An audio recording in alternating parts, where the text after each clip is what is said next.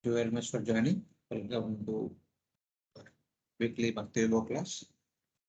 So last week we were discussing from chapter 22, wherein Prithu Maharaj, having instructed the citizens and all the different great personalities, Brahmanas, Devatas, who assembled at a wonderful sacrifice about the importance of practicing bhakti, importance of performing varnashram duties as an offering to Supreme Lord.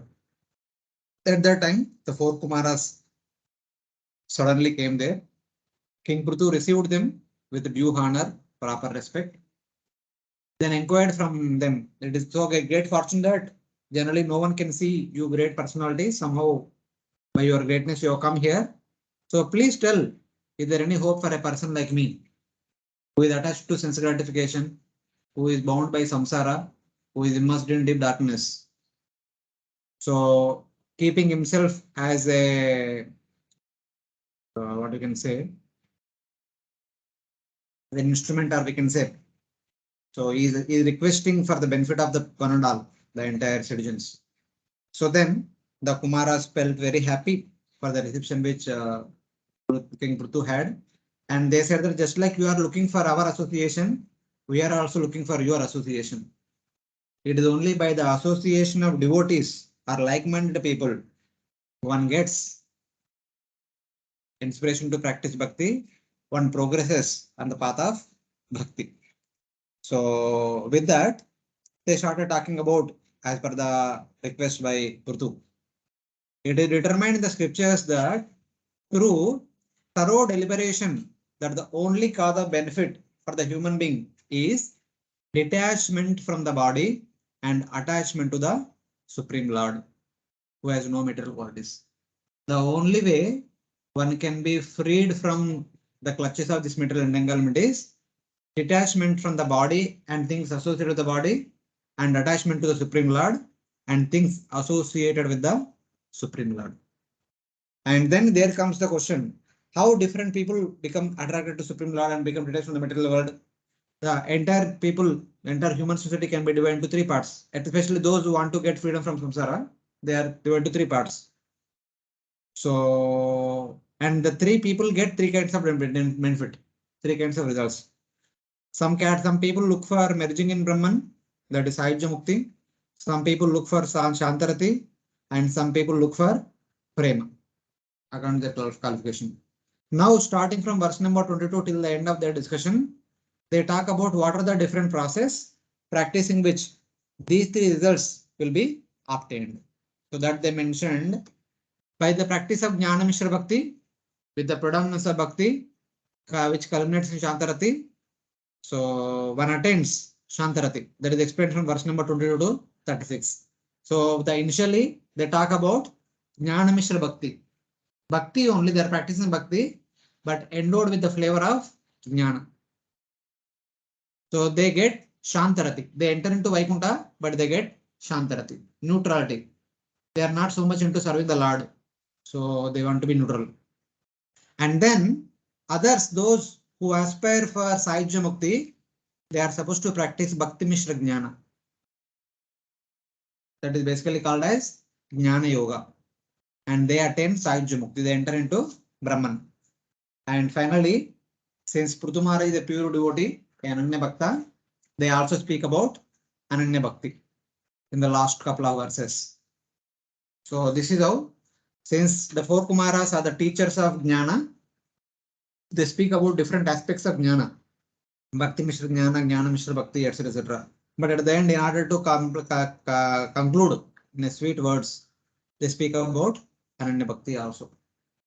So then we saw that verse number 22 to 26, they explained about what are the different sadhana angas of Jnana Mishra Bhakti. Shraddha, Bhagavad Dharma Charya, and Jijnasa, Adhyatmika Yoga Nishtha, Yogeshwara Upasana, then Punya Shravakata, and then Sagoshti Atrishna, and then Aparigraha, Vivikta Rucha, and then Harer Guna Piyusha Panat. drinking the nectar of the Lord's wonderful qualities, ahimsa, paramahamsacharya, and mukunda, sharita, agra siduna, always drinking the nectar of Lord's lotus feet, the qualities and activities of Lord's lotus feet, and then yama, niyama, akama, aninda, niriha, titiksha, dvandva, dvandvatita. So like that, various sadhana items are mentioned. So by practicing all the sadhanas, slowly, one will become detached from the good and bad of the material world. One will become detached from the good and bad of the material world, and slowly, one will become attracted to the Supreme Lord. The result of the practicing all these different sadhana items is detachment from the matter, attachment to the spirit. So then when one develops detachment from matter, attachment to spirit, what happens? One will experience the Lord's presence. One stops experiencing the material happiness. Instead, one starts experiencing spiritual happiness. One will have darshan of the Lord. One will experience the Lord's. Everything becomes a reality. Whatever they have heard till now, everything becomes reality. So at that point of time, the subtle body gets destroyed. When the subtle body has been destroyed along with all its effects, one no longer sees external sense objects.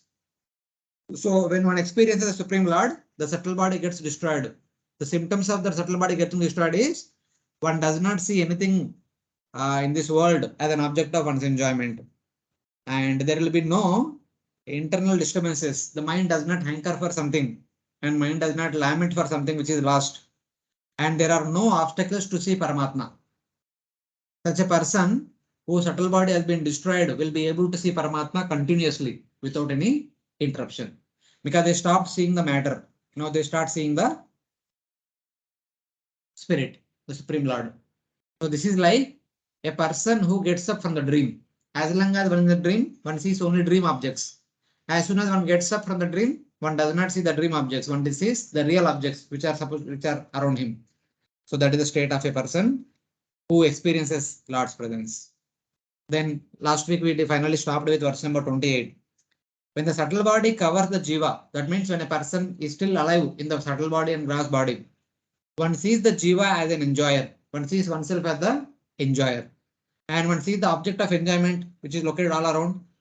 And one sees the results, happiness and misery. But when the subtle body is absent, one sees the Paramatma. So this is like comparative statements. So when the subtle body is an obstruction, when the subtle body, which is an obstruction, when the subtle body, which is an obstruction, is still there, then one sees the jiva covered by the subtle body, and he considers himself as the enjoyer, the doer and enjoyer, and sees the objects of enjoyment, and also experiences happiness and distress arising from enjoying the sense objects. But if the subtle body is absent, then one sees Paramatma alone, na anyata. So that's where we stop, and we'll continue from verse number 29 onwards today. So it is mentioned in 29th verse. Nimittesti sarvatra jaladao api purusha atmanascha parasyapi vidam pashyati nanyada. Only because of different causes does a person see a difference between himself and others, just as one sees the reflection of a body appearing differently, manifested in water, on soil, or in a mirror. Yeah, one example is given. So how do we understand that when subtle body is there, one sees oneself as the enjoyer, one sees the objects of enjoyment, and one experiences happiness and misery? With some example, it is shown. What do you mean by having a subtle body? And how one's experience, one's perception changes with the different types of subtle bodies is explained with the example of with an analogy in this verse. In the presence of substances with different qualities like water and mirror or the eye, a person sees differences in the bodies of himself and others. This is not so when the subtle body is absent. Having a subtle body with different conceptions is like seeing ourselves in the water, seeing ourselves in the mirror, seeing ourselves in the eyes of somebody else. When somebody is standing in front of us, we can also see our face in their eyes also. So like that, that is the understanding of having different kinds of perception with our subtle body. So when the subtle body is present, there is imposition of the qualities of the subtle body on the jiva. The subtle body gives rise to bodies of men. The subtle body gives rise to the bodies of men, the bodies of devatas, the bodies of the animals through the influence of karma. Karma in the mode of goodness leads to devatas body. In the mode of passion leads to the body of human beings. In the mode of ignorance leads to the body of animals. But this does not take place in the absence of the subtle body. If there is no subtle body, there are no material activities, there are no associated results. So in that way. Example, using different mediums such as water, oil, a mirror, or the eye, a person sees himself and others differently, corresponding to an average, medium, good, or poor vision. So when we see ourselves in the water, we get an average perception of our reflection. When we see in the oil, it is a medium perception of our image. But when we see in the mirror, we get a good perception of our image. But when we see in the eye, it will be very, very poor perception. We only get a semblance of seeing ourselves something. But we don't have the clarity of what exactly is there in the eyeball. So in that way, the image in the eyeball. Just as one sees an image of oneself or others with the distorted ripples in water. So in the water is always constantly going through distortion because of ripples. So one's image also constantly changes. It is not stationary. One does not see it properly. But one sees one's image flawlessly in a mirror. Mirror, there will be no disturbance. But with a lot of contamination in the eye, when one sees oneself in the eye, the image is not at all clear. So thus, one sees good and bad in the bodies of men and good. So one sees good and bad in the bodies of men. When we see human beings, we see both good and bad. When we see devatas, we only see good. When we see animals, we only see bad. In the sense, their devatas body is obtained by the performance of activities in the mode of goodness. Urdhvam gachanti satvastha, madhye tishtanti rajasa, jaganna gunavrittistha adho gachanti tamasa. So basically we see that having a devata body is like a fortunate thing, having a human body is like the more fortunate and unfortunate, having a body of the animal is unfortunate. That's how it is said, good plus bad, good and bad, because of the subtle bodies only. But when the subtle body is destroyed by jnana, one does not see like that.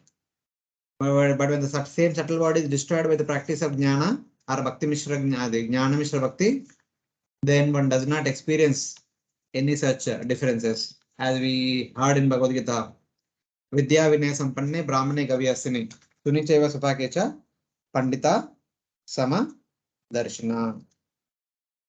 So a Pandita, a knowledgeable person, does not see the external covering, he only sees the spirit soul behind it. So similarly, as long as we still identify the subtle body, we see the differences.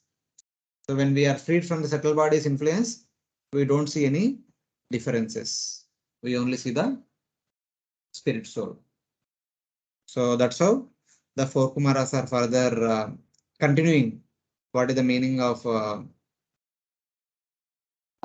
having perception with the subtle body and without subtle body? Then one only sees Paramatma. When the subtle body is removed, when the influence of subtle body is removed, one only sees the Paramatma. Otherwise, one sees a lot of differences, such as human beings, devatas, animals in three different modes, in three different qualities. So like that.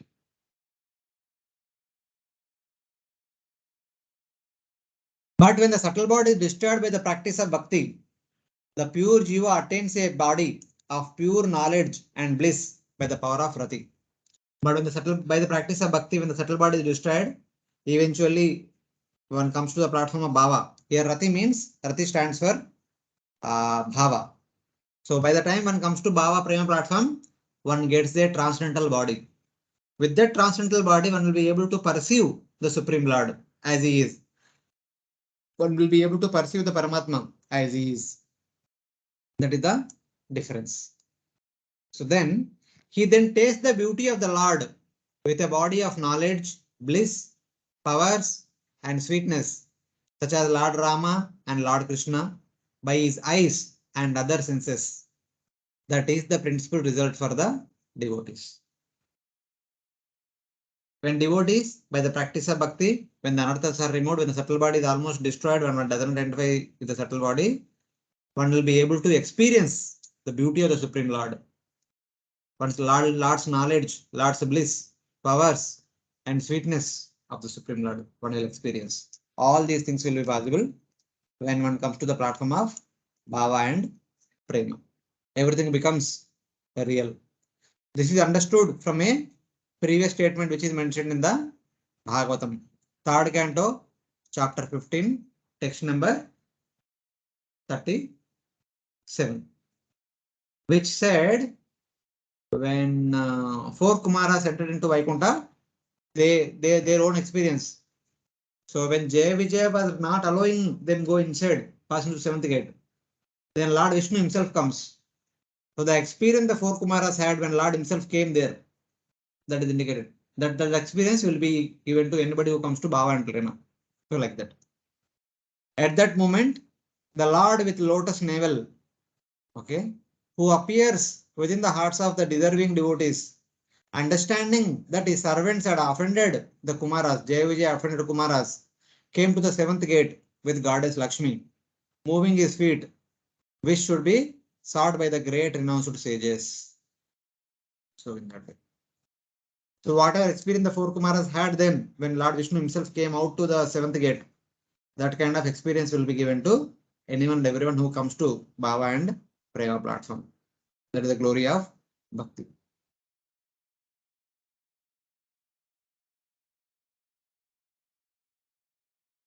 Attachment to things other than Paramatma is the cause of samsara.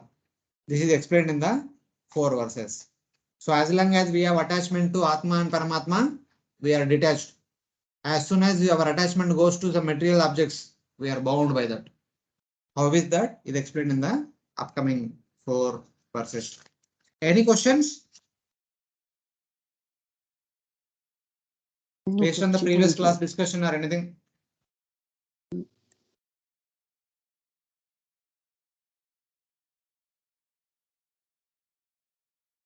Okay. Indriyervishayakrushter आक्षिप्तं ध्यायतां मना चेतनां हरते बुद्धे संबस्तोयं हिवाहृदात्. When one's mind and senses are attracted to sense objects for enjoyment, the mind becomes agitated. As a result of continually thinking of sense objects, one's real consciousness almost becomes lost, like the water in the lake that is gradually sucked up by the big grass straws on its bank. So here it is said that Indriyer Vishayakrushter Akshiptam Dhyayatam Manha. The mind of a person thinking of sense objects. Remember Bhagavad Gita verse? Dhyayato Vishayam Pumsha. He is bewildered by the senses attracted to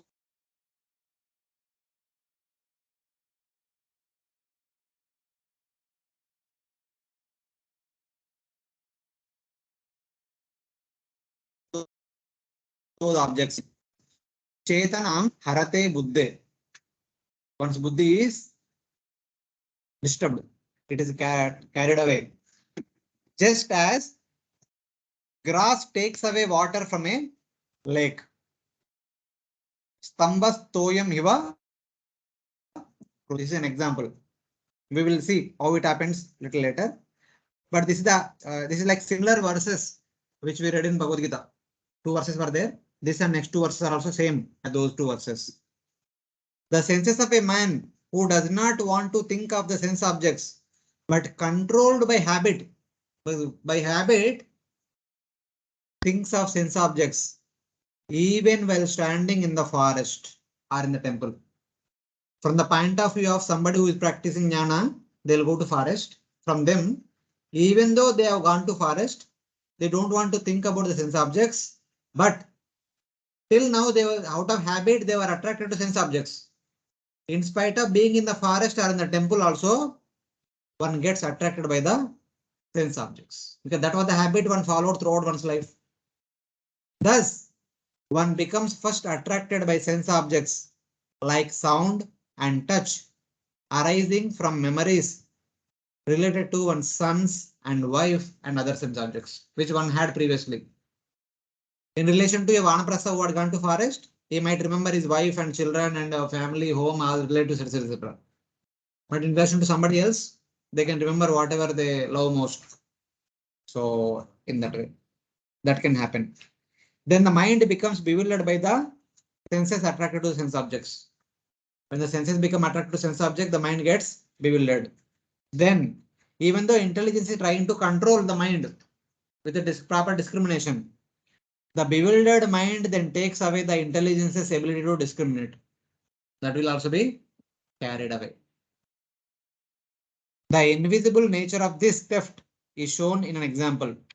How all these things will happen without being noticed by somebody, without the knowledge of someone, all these things will take place. Just like when there is a water pond, on the bank of the water pond, there are some grass plants. Every day they take away some water. We don't know that they are taking water, but they take away water every day, little bit. In due course of time, there will be no more water in the lake, because they are slowly robbing away the water in such a way that no one notices that water is taken away. Similarly, the senses, the mind and intelligence slowly will deviate from the right path when the senses become attracted to sense objects. When the senses are attracted to sense objects, mind follows and takes away along with it the intelligence, which is discriminating. So like one after the other, all things will fall prey to sense objects. Mind goes then. Yes. Intelligence. So then what happens? If the intelligence also goes away, then what happens? He further continues. Prashyati anusmritis chittam jnana brahmsha smrutikshaye tadrodam kavaya prahor atma pahnavam atmana. When one deviates from his original consciousness, he loses the capacity to remember his previous position or recognize his present one. When remembrance is lost, all knowledge acquired is based on a false foundation. When this occurs, learned scholars consider that the soul is lost. Eventually, pranashati, that's out of that state will come. When the ability to discriminate is lost,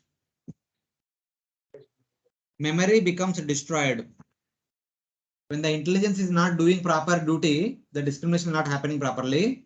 Even though we had past memories, in the past also, the senses are dragged by those sense objects, finally landed up in the miserable situation. But when the intelligence also lost, becomes succumb to the mind, in the past memory also taken away.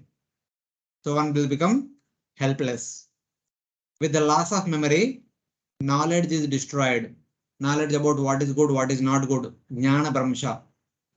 Thus, the wise say that destruction of knowledge means destruction of the self. Atma prahvanam atmana. Destruction of the knowledge means destruction of the self, according to the wise. So this is what happened to the end. When the ability to discriminate is stolen away by one's remembrance,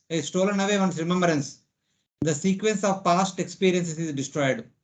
Whatever experiences in the past we had, everything is stored in the mind. All those things will be erased. So one thinks, one has no past experience, so one has no clue whether it is right or wrong. So one will go after the sense objects. Thus, the destruction of the knowledge is called as the destruction of the self.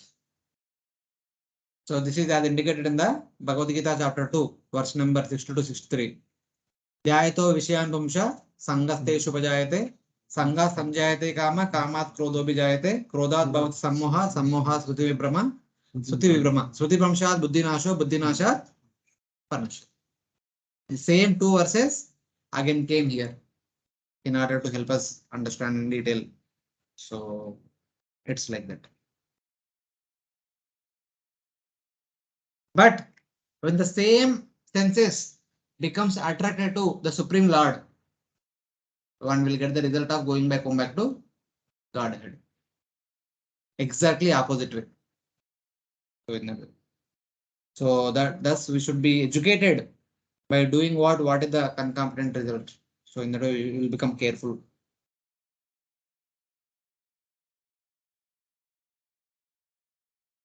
So therefore, what one should do? Nata parataro loke pumsha swarta vyatikrama yadadi anyasya preyastvam atmana swavyatikramat. There is no stronger obstruction to one's self-interest than thinking other subject matters to be more pleasing than one's self-realization. Thinking something else is more important than one's own bhakti. There is no other greater danger for a sadhaka. So in that way, since there is nothing dearer than the Atma, there is no greater harm to the self in this world than this destruction of knowledge occurring on its own. Destruction of the knowledge, destruction of the memory, destruction of the intelligence, destruction of the mind, destruction of the senses. This is the most dangerous thing that one can think of in this material world. There is more danger than this in this material world. All other things, if they are lost, one can gain back. If the Atma is gone, difficult to gain it back. So that's how Kumaras are telling. Since there is nothing dearer than the Atma, there is no greater harm to oneself than the spontaneous destruction of the Atma. We don't know how it is happening. Just like the water in the pond, how they are getting sucked up by the plants which are surrounding the water lake. Similarly, how the soul is carried away and lost by the sense objects, no one can understand. So that's how it happens. Very slowly, unknowingly, in a cunning way it happens. Or where there is no power of reflection and other things become dear, there is no greater harm to oneself than the spontaneous destruction of the Atma. When there is no self-introspection continuously, when there is no constant endeavor to understand about Atma and Paramatma, then slowly one gets deviated from the right path and one's Atma will be destroyed slowly. That is the instruct. Atma. That's what real meaning of Atmaha, the killer of the soul. We have studied in Ishopanishad. So there is no other cause than this destruction as it appears on its own. This means that the Jiva's association with ignorance is without beginning. So what do you mean? When this happens, we don't know when it happened. We can't trace back when the soul came in the clutches of ignorance. Anadikal se hotara. Since how long we are in the material world, how many species we have changed, we don't have any idea. We don't have any clue. That's why it is said that ignorance is without beginning. It has been accomplished in the past spontaneously. Sometime, some way, we have been attracted to some sense objects and we have lost our right track. And we are wandering in this repeated cycle of birth and death in the material world. Therefore, devotion to the Paramatma, the shelter of the Jiva, is only suitable thing that one should take up to. For that purpose, it is recommended to practice Bhakti. Other than Bhakti, there is no other hope in this material world. Otherwise, by default, one is deviated in this material world from the right track. Only by the practice of Bhakti, one will come back to the right path. That Lord Krishna tells in the 18th chapter, 62nd verse. Tameva sharanam gacha sarva bhavena bharata. Tat prasadat param shantim sthanam prapyasi shashvatam. The only way to come out of this repeated cycle of birth and death is take shelter of that Supreme Lord, sarva bhavena, in all spheres of one's life, manasa, vacha, karmana, not superficially, but in full surrender. One should take shelter of the Supreme Lord. Thus prasadat, by His mercy, one gets param shantim, liberation. Prapyasi sthanam, prapyasi shashvatam, one gets the permanent and eternal residence in the spiritual abode. So that is the result of taking shelter of Supreme Lord. Otherwise, if you take shelter of sense objects, still one also gets permanent eternal shelter in the material world. That is also permanent. We don't know when it started and when it is going to end. It becomes timeless. So in that way.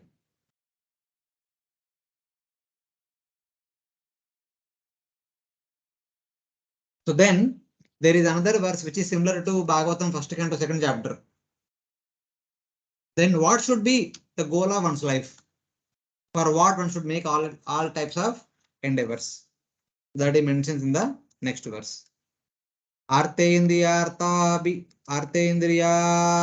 vidya avidyanam sarvartha pahanavo nrunam brahmishto jnana vijnanat yena vishati mukyatam.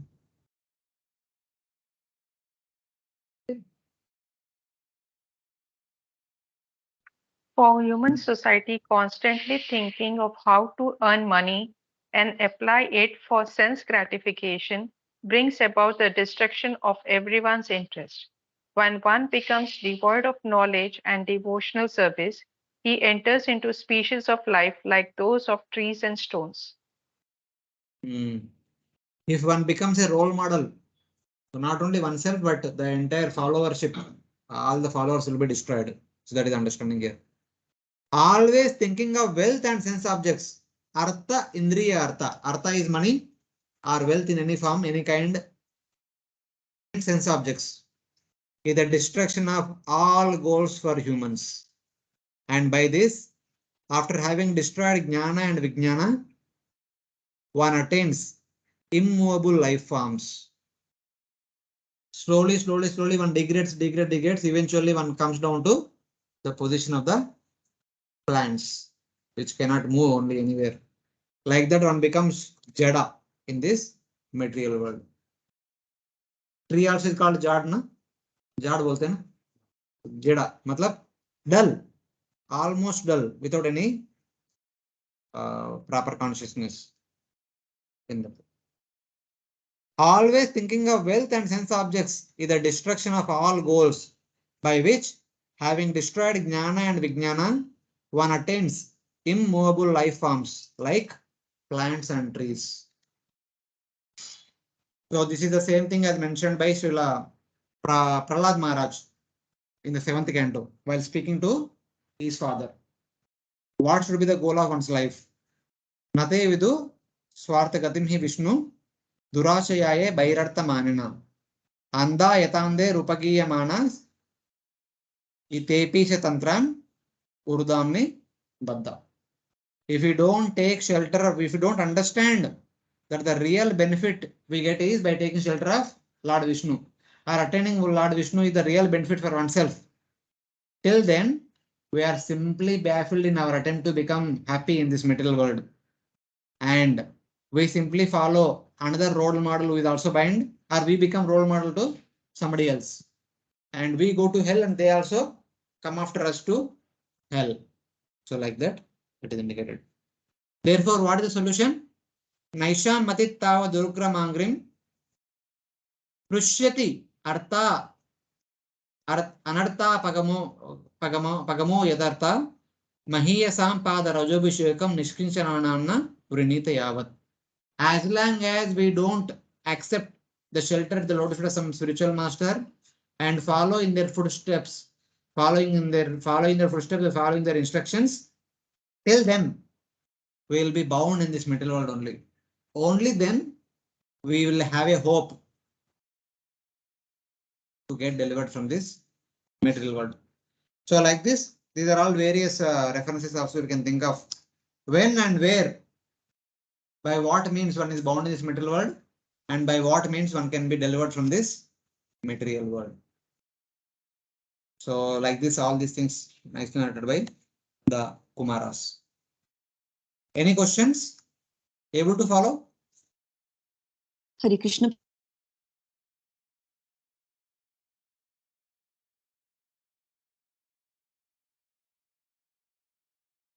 Or Sayujya in Shantarati. So when they achieve the destination of Vaikuntha in Shantarati, what forms do they get in Vaikuntha? At least in Nectar of Devotion, it is mentioned that they get the forms of lower species all the way up to cows. Okay, in Vaikuntha. In Vaikuntha, of course, I mean, in NOD they give the example of Goloka Vrindavan only. In Goloka Vrindavan, Shantarati means the plants, the flower plants, fruit plants, and also lower species animals, all the way up to cows. They are all in Shantarata. So, okay. But in Vaikuntha, also similar thing we can think of. And also even they can become Vaikuntha Vasis also in Vaikuntha. But they may stay far distant. They will have only Sarishti or Salokya liberation. They may not be closely associated with Lord Vishnu, where they can serve Lord Vishnu in some of the higher rasas. The Shantarati is, so they also there in the spiritual world in a lower species form or even as a Vaikuntha Vasi, but they may not be actively engaged in direct service of the Supreme Lord. So that is the Shantarati. Okay. Thank you, Prabhu. Correction. Any other questions? Little louder, so they will. We are Nitya Bhattras. Many times Rupa said we are bound at particular point of time. That's what we are bound at particular time. But when was that? No one can trace. That's what we mentioned now. When we become ignorant, we cannot trace. It is like as eternal as the creation is there. But there is some discussion. There is some controversy that we were here only and we were not in spiritual. No, we don't know because there is no discussion about that anywhere in the Bhagavatam or Bhagavad Gita. That people generally discuss outside because they want to have something to discuss. So, but at least we never follow. Many places in the Bhagavad Gita and Bhagavatam it is said that if we practice bhakti, we'll go to the abode of Supreme Lord and will not return. What was that? Natat bhashite suryo, na shichanko, na pavaka, yadgatva, na nivartante, taddama, paramama. Janma karma cha me divyam, evam yo vetatata, taktva de punarjanma, naiti, mameti, so Arjuna. Na iti. One does not come back here because they come to me. Sarvadharman paritejya mamekam sharanam raja, aham tam sarvapapibhyo mokshayishchami masucha. Manmana madbhakto madhyaji manoskuru, mameveshasi. Mam eva eshasi satyante pratijane priyosmi. So like that, many places in Bhagavad Gita, there is a assurance that if you practice bhakti, you will come to me and you will not take birth again in this material world. And the same Bhagavatam also tells in Bhagavatam second canto we discussed also. Mukti means muktir hitva anyata rupam swarupena vyavasthiti. Mukti means giving up anyata rupam. Giving up other identities and reinstating one's own constitutional position. That means there should be something. So one again gets back to that position. That is called mukti. So there is something. We cannot say there was not anything, so we'll get that. How with that? Something is there. Jivera Sarupai, Krishnera Nitidas. My Vamsha Jiva Loke, Jivabhuta Sanatana. So like that, these things are all there. Something should be there, otherwise we can claim them.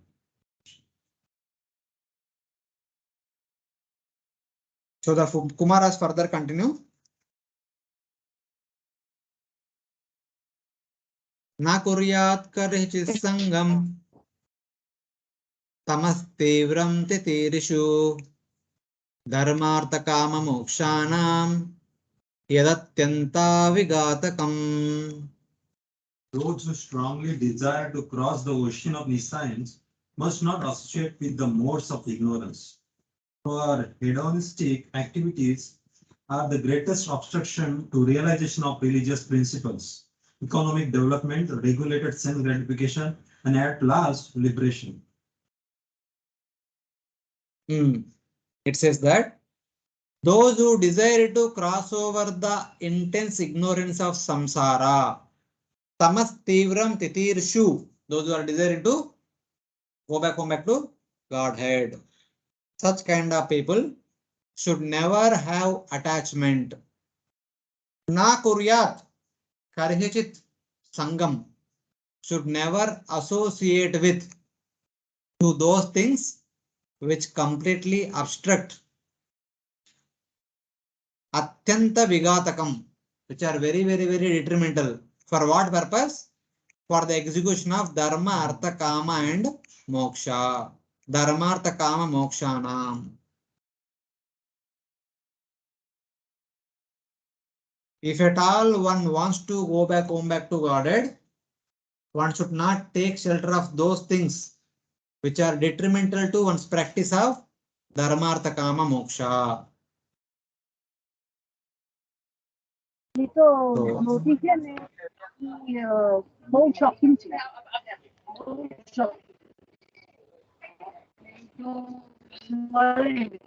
Hare Krishna Hare Krishna. हरे कृष्ण जगत प्रभु जी Little louder, Mataji. Little louder. Your voice is not clear. I will type in the chat. Okay.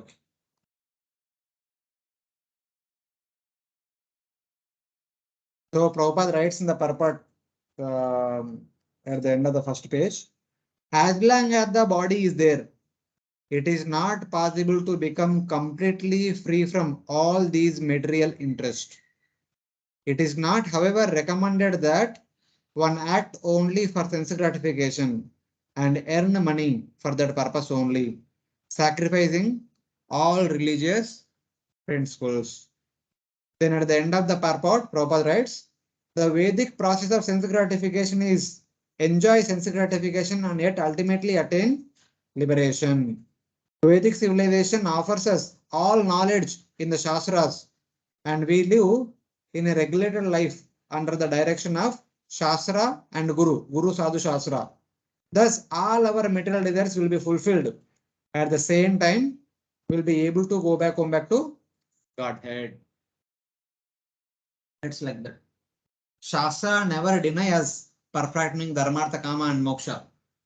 That tells us do dharmartha, kama in a authorized way and ultimately aiming at moksha. That is going back to Godhead. And one should not take shelter of something which is detrimental to the execution of these four things. So that is the indication.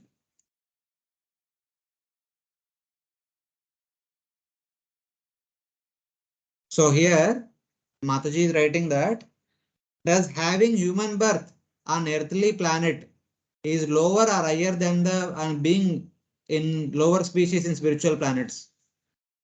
Now obviously human being in the material world is lower than the any other species in the spiritual world.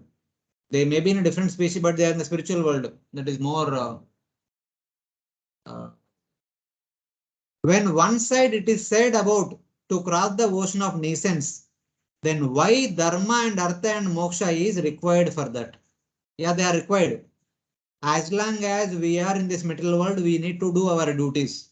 Doing our duties is called as dharmartha kama. And ultimately, we should aim for moksha. So we cannot stay without performing dharmartha kama. Like all of your grosas are also working. So how long can you stay without work? If you don't go to work, whatever, whether it is office work or college, university or business, whatever it is, you will not get salary at the end of the month. Or you will not save any Lakshmi. If there is no saving is there, the family cannot be maintained. When the family cannot be maintained, there will be no more harmony in the family. When there is no harmony in the family, how can one practice bhakti in order to attain moksha? Going back home, back to Godhead. So all these things are required. Everything should be done according to the required way. So we cannot deny need of all these things. So in that way. And if you remember, Purtu Maharaj pastime highlights the devotee in the mode of goodness. So wherein one is situated in the mode of goodness, one performs all one's duties and offer them to Supreme Lord so that they will not be bound by the karmic reactions. So that is the main background. So with that, you should see all these verses. Association with sense objects means association which is forbidden in the Dharma Shastras. This does not mean all attachment to material objects is forbidden, since according to qualification, dharma, artha and kama are prescribed in the scriptures. Dharma aviruddho bhuteshu kamosmi bharatarshava. That kama, that material desire which is not contrary to the principles of dharma is me. Lord Krishna tells clearly. This is the opinion of some. Others say that all association is forbidden, including dharma, artha and kama. Only moksha is acceptable. Some say one should execute dharma, artha, kama, but not in such a way that one is bound. Others say that dharma, artha, kama should be neglected, only moksha should be executed.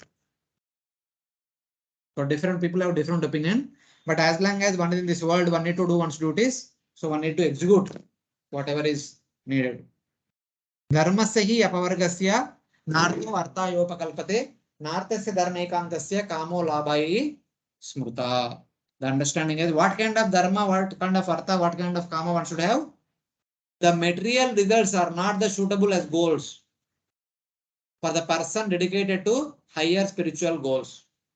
One who is aspiring to go to spiritual world, one should not perform, one should not execute one dharma in order to get the material results. All one dharma, artha, kama should be dedicated towards attainment of going back home back to Godhead. The desire of the person dedicated to the higher path is not attainment of the material assets. Instead, all one's activity should be directed to one's going back home back to Godhead. In that way, one should execute one's dharma, artha, and kama. Scripture does not deny them, but they educate us how to practice and with what motive one should practice all those things. That is understanding. Therefore, he further continues, Tatrapi moksha evartha atyantika atyantikata yeshyate traivargyortayato nityam kritanta bhayasamyuta. Out of the four principles, namely religion, economic development, sense gratification, and liberation, liberation has to be taken very seriously. The other three are subject to destruction by the stringent law of nature, death. But among the four, one should constantly endeavor for moksha. Other three should be taken as a supporting activities. They should not be the main goals. They should be taken as a supporting activities. So in that way, among them, liberation alone is recommended as the main goal because of its excellence. Because the objects attained from the other three are always linked with fear of destruction. Because dharma, artha, kama, they have a potency to drag one downward, and they also have a alluring potency to allure the person by promoting the different variety of results. So one will be subjected to attachment. That's why one should not be too much attached to dharma, artha, kama, but one should do all those things as much as it is required. So thus, among the four, moksha is to be preferred. Other three are not supposed to be preferred as much as moksha is supposed to be preferred. So in that way. So then, in the last verse, so the four Kumaras talk about Sant Kumara, and we have four Kumaras talking about how to execute Jnana Mishra Bhakti, which gives one Shantarati. Pare varecha ye bhava guna vetikaradano natesham vidyate kshemam isha vidvanti tashisham.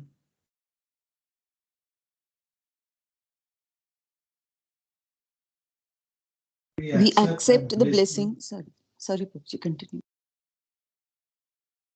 Please. We accept as blessing different states of high, distinguishing them from lower state of life, but we should know that such distinction exists only in relation to the interchange of the modes of material nature. Actually, this state of life have no permanent existence, for all of them will be destroyed by the supreme controller. Yeah. There is nothing auspicious for those whose goals are destroyed by time and who only come into existence as Brahma or Indra after the agitation of the gunas. It means even though one may become Brahma, Indra, or any other person in the material world, if one is destroyed by time, that means if one is deviated from the right path, there is no use of becoming Brahma, there is no use of becoming Indra. Even though if one is the ant, but if one is in the right path, one goes back home back to Godhead. There is nothing more auspicious than that. So in that way, there is no use of becoming Brahma without attachment to Supreme Lord. Instead, it is much greater to become an ant and with complete attachment to Supreme Lord and going back home back to Godhead. So like that. This verse explains about being linked to fear of destruction. Because at every other place, there is always a fear of destruction. Translation is really confusing. Your translation is Wait, we'll explain that. This verse explains about being linked to fear of destruction. There is no auspiciousness for those existences such as Brahma and those inferior to him such as Indra, which appear after the agitation of the gunas. Matlab, when our mind is attracted to sense objects, we may become Brahma also, Indra also, any other personality in this material world. But that is of no use. Even if we become the lowest of all living entities, but with firm attachment to Supreme Lord, if one goes back home back to Godhead, there is no auspicious than that. So like that. So ultimately, the four Kumaras are telling that it is not about what you have today in the material world in relation to matter. It is all about how much attachment you have for the Supreme Lord. That will only award you entry into spiritual world. Otherwise, even becoming Brahma also is of no use. It is also not at all an auspicious state of one's existence. So this is like the final statement about Jnana Mishra Bhakti. It is Bhakti only, but there is a component of Jnana. So they try to analyze Atma and Paramatma and then see the distinction, and they aspire to get Shantarati. That is their desire. So in that way. So that means Prabhupada says that even though we may accept higher forms or lower forms, such as Brahma or Shiva, Brahma or Indra or any devatas, and that is accepting as a blessing, but that is of not much use if you don't go back home back to Godhead. So in that way. So any questions till now? Now in the next two verses, 4 Kumaras talk about Bhakti Mishra Jnana, and then followed by 2 more verses they speak about Kevala Bhakti, that is a pure devotional service. So before beginning them, is there any question based on what we discussed till now?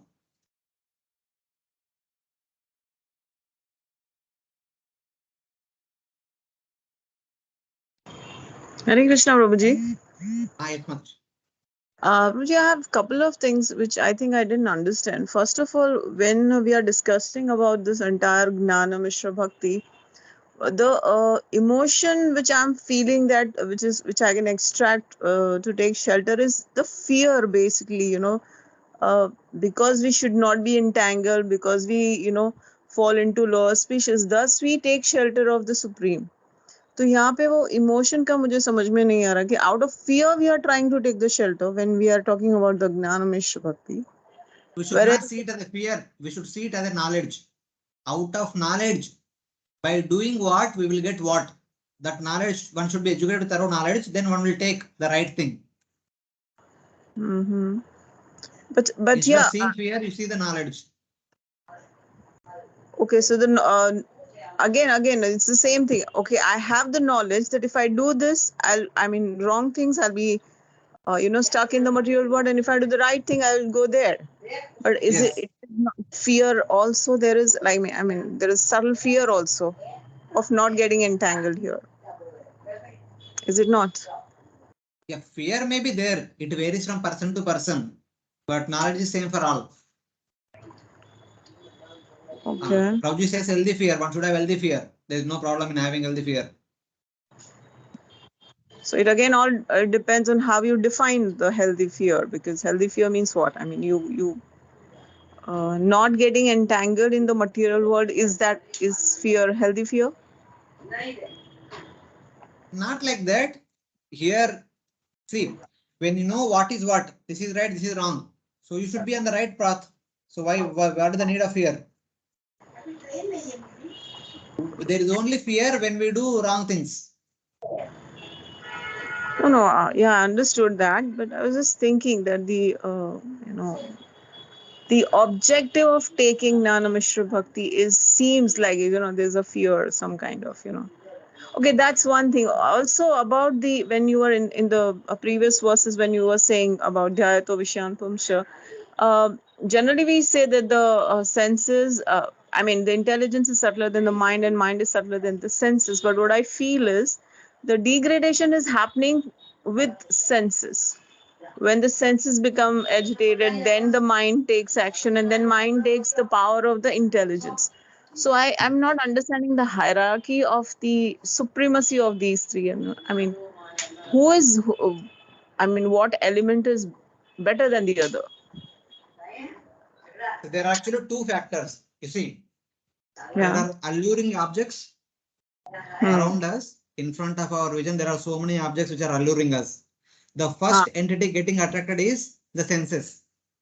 Yes. When the eye sees something, when the nostrils smell something, when the ears hear something, when the tongue tastes something, they become attracted to it. They want more and more. The first thing what happens is the mind gives the experience. When we see something, the mind says that last time also you had that, it was very nice. So this time also you have it in front of you and have it more. Yeah. That's how the mind what it says, it gives you the impetus to do it more and more. But intelligence immediately comes in. Intelligence has two components. One is material intelligence, one is spiritual intelligence. The material intelligence we call it as buddhi. The spiritual intelligence which we call it as chetana.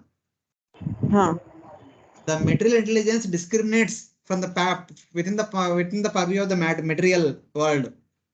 So right or wrong, it will say. The spiritual intelligence will tell that the purpose of human life is not to getting attracted to material objects or getting bound by the material desires. The purpose of human life is to take shelter of the spiritual sadhana and go back to God. But sometime both fails. The discrimination of the material intelligence and the discrimination of spiritual intelligence both fail.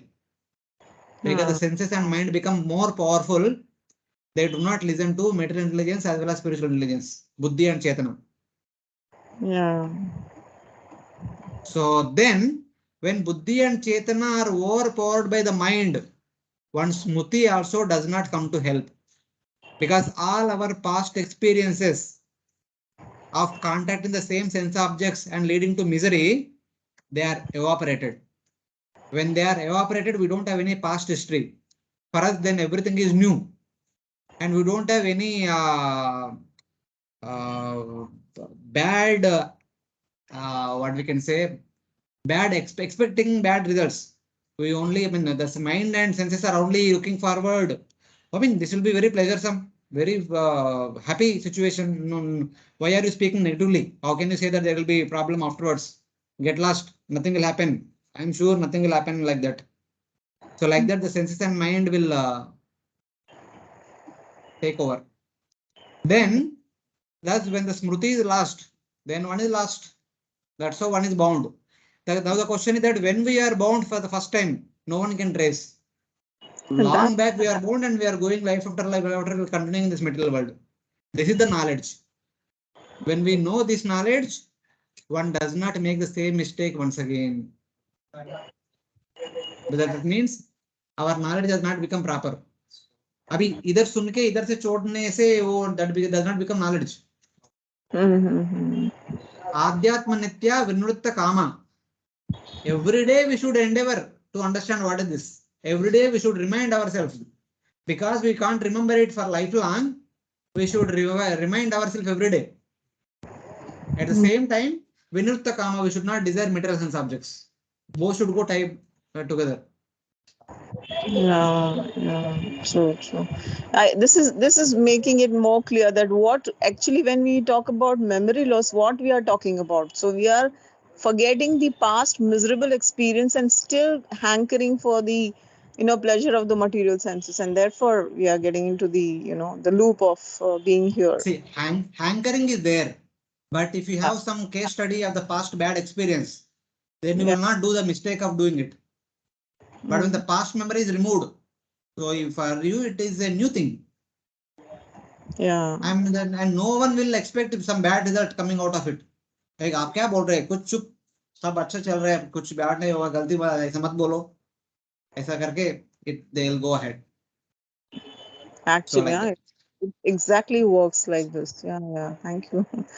Thank you very much. And also, Prabhuji, you mentioned one verse where Krishna says that this three is me, like the dharma, artha, kama is me. Dharma aviruddho bhuteshu kamosmi bharatarshaba. Which is that verse? Which chapter? 7th or 9th chapter Vibhuti Yoga? Not Vibhuti Yoga. 7th or 9th only. Huh? Oh. If in case 10th you chapter, Bhagavad Gita only. Yeah, Vinit but Prabhu says 10th chapter. 10th chapter. Okay, if anybody has a particular number, please post it. Huh? Thank you so much. Prabhuji. Thank you. Any other devotees? Any question from other devotees?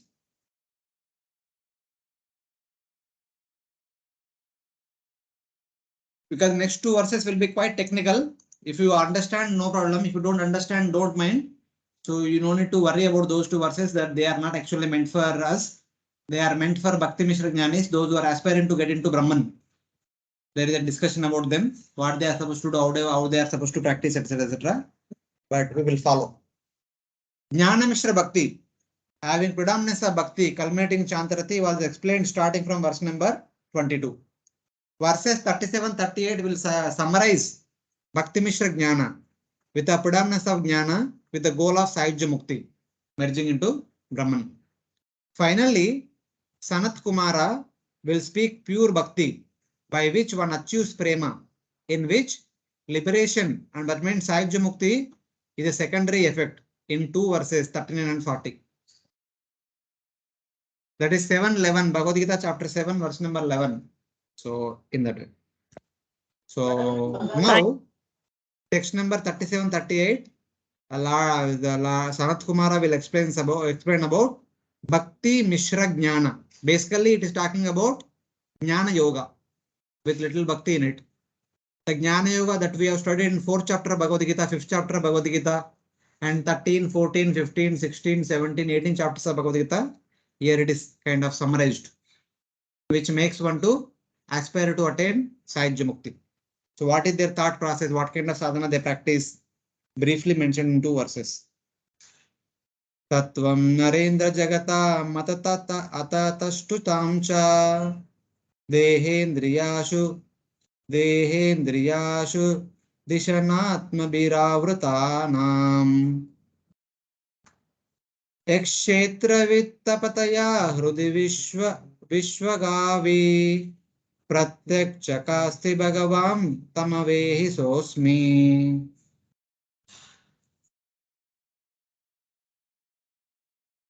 Sanat Please, someone Kumar read. advised the king, therefore, my dear King Prithu, try to understand the Supreme Personality of Godhead, who is living within everyone's heart, along with the individual soul in each and every body, either moving or not moving. The individual souls are fully covered by the gross material body and subtle body made of the life, air, and intelligence. Yeah, it says that this was an actual little technical. So if you could follow, fine. Otherwise, also don't worry. Let us try to make it as simple as possible. O King, therefore, in order to attain Sahajya Mukti, liberation, know the Paramatma who shines in the heart of all moving and non-moving living entities, covered by the bodies, senses, life airs, intelligence, and false ego. So this is in a way Sankhya Yoga. The Paramatma and Atma are situated in the core of the heart, which is surrounded by the gross body, the subtle body, consisting of the Jnanendriyas, Karmendriyas, Man, Buddhi, Ahankara, Chetana, and the Pranas, etc. etc. Like in a way, the whole Sankhya is being indicated here. And who appears everywhere at the controller of the Jiva. Kshetravit Tapataya is Kshetrajna. The Atma is Kshetrajna, the individual body. Paramatma is the Kshetrajna of all the bodies. Thus, one should meditate, I am He. That Paramatma, who is spread everywhere as the master of each and every living entity, one should think that I am He, I am He. This is Jnana Yoga, na? The Jiva thing supposed to think that I am that Paramatma. That means I am that Paramatma means I am a part and parcel of that Paramatma. So in that way. So you see the verse. So Asmi. Sa Asmi. I am that. I am He. I am that Paramatma who is spread everywhere. So this is the principal teaching of Jnana. Then only they aspire to get Sahajya. This exclusive liberation without the qualities of Bhakti is achieved by perfecting impersonal Brahmajnana. So they need to practice impersonal Brahmajnana. These are not Mayavadis, these are Brahmavadis. These 2 verses we are discussing about Brahmavadis who are aspiring to get Sahajya Mukti. They are not Mayavadis who does not become one with the Lord. Instead, they are saying that I am that means I am also having the same properties as the Paramatma. I don't have the properties of the body. The body consists of the gross elements, Jnanendriyas, Karmendriyas, 10 pranas, and Man, Buddhi, Ahankara, Chetana. They all have different properties. I have the properties that are similar to the properties of Paramatma who exists in each and every body. So that is the principal knowledge of Jnanis, Brahmajnanis. Therefore, know the Paramatma who is revealed or who shines in the hearts of the moving and non-moving beings, covered by their bodies, senses, life airs, intelligence, and false ego. Therefore, know the Paramatma. Try to understand who the Paramatma is. So that is the main, that is their entire life goes into understanding Paramatma only. The method of knowledge is explained. How to know the Paramatma? I am He, so's me. Just as the ray of the sun is also the sun in one sense, so I, a pure ray of Paramatma, I am also the Paramatma. I am not material. The understanding is just like the sun and sunlight, the sun rays are non-different from each other. Similarly, the one pure ray of Jivatma is non-different from the sun-like Paramatma. Therefore, I am he. I am not material. I am neither the gross body nor the subtle body. I am not the earth. I am not water. I am not fire. I am not ether. I am not air. I am not Jnanendriya. I am not Karmendriya. I am not mind. I am not intelligence. I am not Ahankara. I am not Chetana. I am not Prana also. So that kind of what we can say, repeated discrimination, repeated contemplation is the principal sadhana of jnanis. I am not this, I am not that, I am not this, I am not that. Neti, neti, neti, neti. Who are you? I am Atma, an Amsha of the Paramatma. I am a pure ray of the sun like Paramatma. Thus, I am he, I am me, I am me. Something like that. We both are similar only. He is Vibhu, I am Anu. So in that way. So Asmi, not Soham. Asmi. Another version is he exists alone and no other. Only Paramatma exists for the rest of eternity, not the matter, nor the material world. That is also considered. But the Jivas also is revealed in the heart. The Lord is then differentiated. Of course, the Jivatma also situated in the heart only like the Paramatma. But there is distinction between Jivatma and Paramatma. What is that?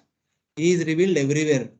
Vishwak Avi and acts as the controller of the Jiva. Kshetratvavit Tapataya as Antaryami. Paramatma is situated in the heart of every living entity. The Jivatma is situated only in one Jiva's body. Jivatma is limited for only one body, but Paramatma is there in every body. That is the distinction between the Jivatma and Paramatma. How does he manifest or shine? He shines in reverse. The comparison between the sun ray and Paramatma and Jivatma is opposite. Paramatma shines inwardly into the Jiva, unlike the sun, which shines outward with its rays.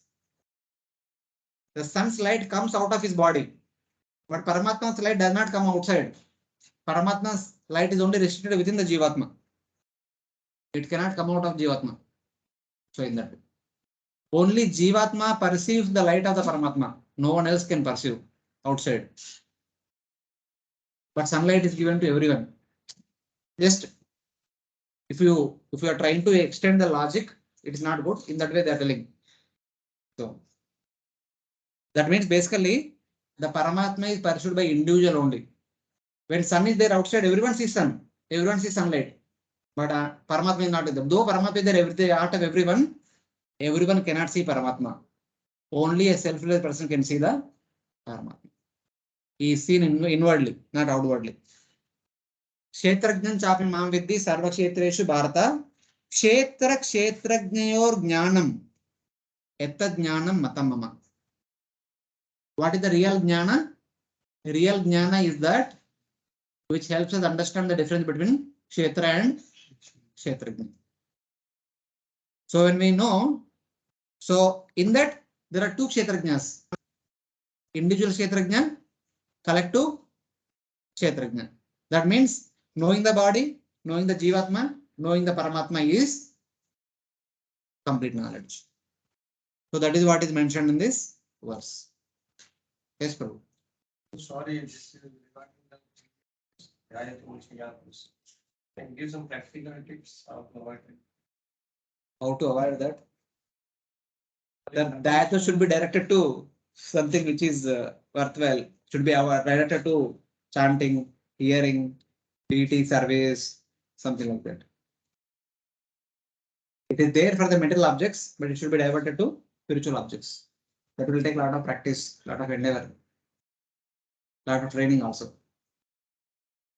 It slowly it will come. We need practice because we are doing Dhyato Vishwamsa for many lifetimes. Now we are slowly start practicing Dhyato Krishna by chanting holy names and hearing Krishna Katha, all these things.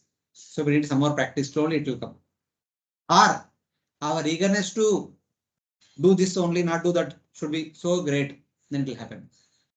Either we should have strong determination, strong eagerness, or we should take time. One of the two.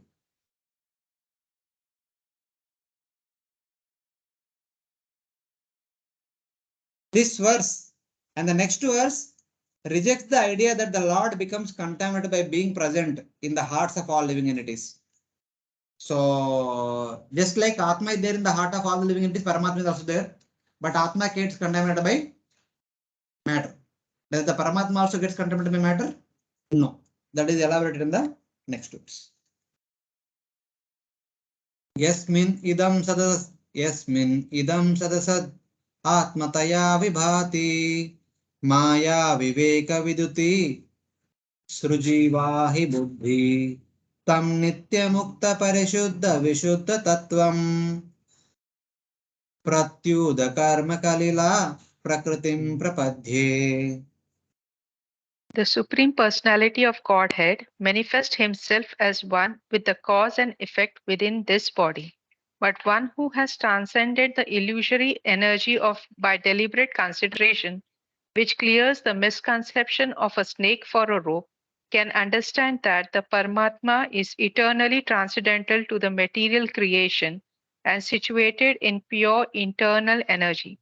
Thus, the Lord is transcendental to all material contamination. Unto him only must one surrender. Yeah. With the clear-cut understanding of what matter is, what Atma is, what Paramatma is, what are their constitutional positions, and which comes under the illusion, which does not come under illusion, one should take shelter of Paramatma firmly. Then one will attain Sahajya Mukti without fail at the end.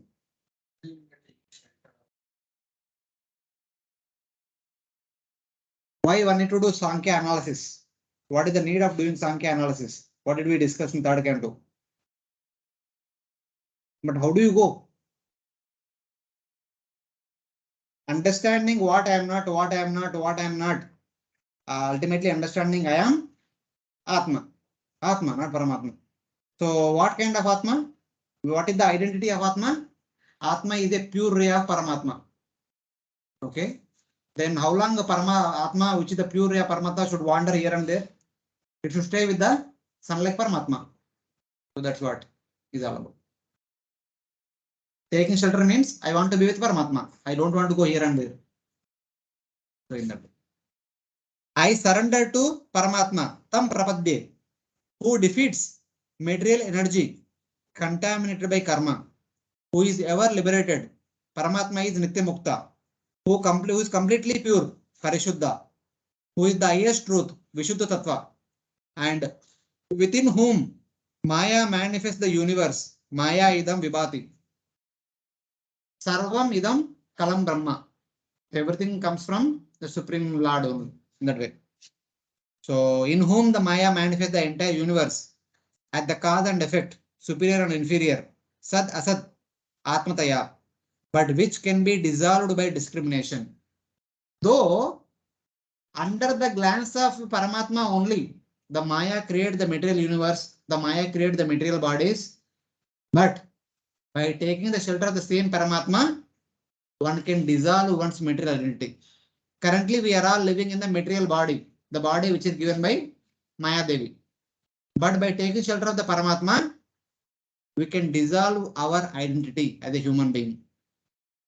We can reinstate our identity as Jivera Sarupai, Krishnera, Nityadas, or Mamai Vamsho Jiva Loke, Jiva Bhuta, Sanatana. So like that. But which can be dissolved by discrimination. Some claim the world is an illusion, like thinking a garland is a snake, and that this illusion is dissipated by knowledge of oneness. Some people say that Brahma Satyam Jagan Mithya. Like the example is by mistaking a rope to be snakes. That means if at all one thinks that rope is snake, that means there is existence for rope also, there is existence for snake also. If both rope and snake both are illusion, then what is the need for fear? A person becomes fearful by touching a rope thinking it to be snake. That means there is a reality to the rope, there is a reality to the snake, and there is a reality to the fear also. That kind of illusory concept is negated here. The Mayavada philosophy is negated. Everything is real, but temporary. But ultimate reality is Paramatma. Thus one want to be with the Paramatma, not with the temporary reality. So that is the final understanding of Bhakti Mishra Jnana. In him, Maya lights up this universe, situated with high and low forms, the devatas, human beings and animals, effect and cause, birth, growth, giving byproducts, staying, dwindling and dying. The cause of the universe is Maya. The universe is destroyed by discernment, Viveka Viduti. By proper Viveka, one can destroy the material existence. So in that way. This discernment gives realization of non-difference between Atma and Paramatma. Because in one sense, the ray of the sun and sun both are same only. That non-difference one gets. The difference will come as long as we are in the body. As long as all of us in the body, we see the differences. This is animal, this is plant, this is human being, this is the devata, this is sage, etc. The distinction is all there based on the external covering. When there is no external covering, we see our similarity with the Paramatma. The universe arises from Maya, and being Maya, it is thus the external energy of the Paramatma. The Jiva is the Tatastha energy of Paramatma. The energies and the possessor of the energies, the Paramatma, are non-different. Maya is Bahiranga Shakti, Jiva is the Tatastha Shakti, and Paramatma is there. Since everything is his energy, in one sense there is no difference between he and his energies. Thus, the universe, the Jivas and Paramatma are non-different from each other, but they are not illusory. As Mayavadis say, Brahma Satyam Jagan Mithya, the Jagat is not illusory. Instead, it is, since it is Lord's energy, it is one with the Lord. Lord is eternal, Maya is also eternal. Maya's manifestation may be temporary. Maya's manifestation in the form of human body may only have a lifespan of 80 years. But Maya in itself is eternal because it is Lord's energy. How can Lord's energy be temporary? That Lord's energies are similar to the Lord. Just like Lord says that Mamai Vamsha Jiva Loka, Jiva Bhuta Sanatana. Jiva Bhuta also Sanatana. Similarly, Maya is also Sanatana. Difference is compared to thinking that a garland is snake. The word va indicates that undifferentiated realization which claims that all difference is illusion is the opinion, is the opponent's view, that of the Vivartavadis. The Vivartavadis say that difference is illusory. There should be only one entity, that is Brahman. Anything different is all illusory. But according to Parinamavadis, the practitioners of Bhakti Mishra Jnanis, difference is there. The difference is the manifestation of Maya, which is also as eternal as the Supreme Lord.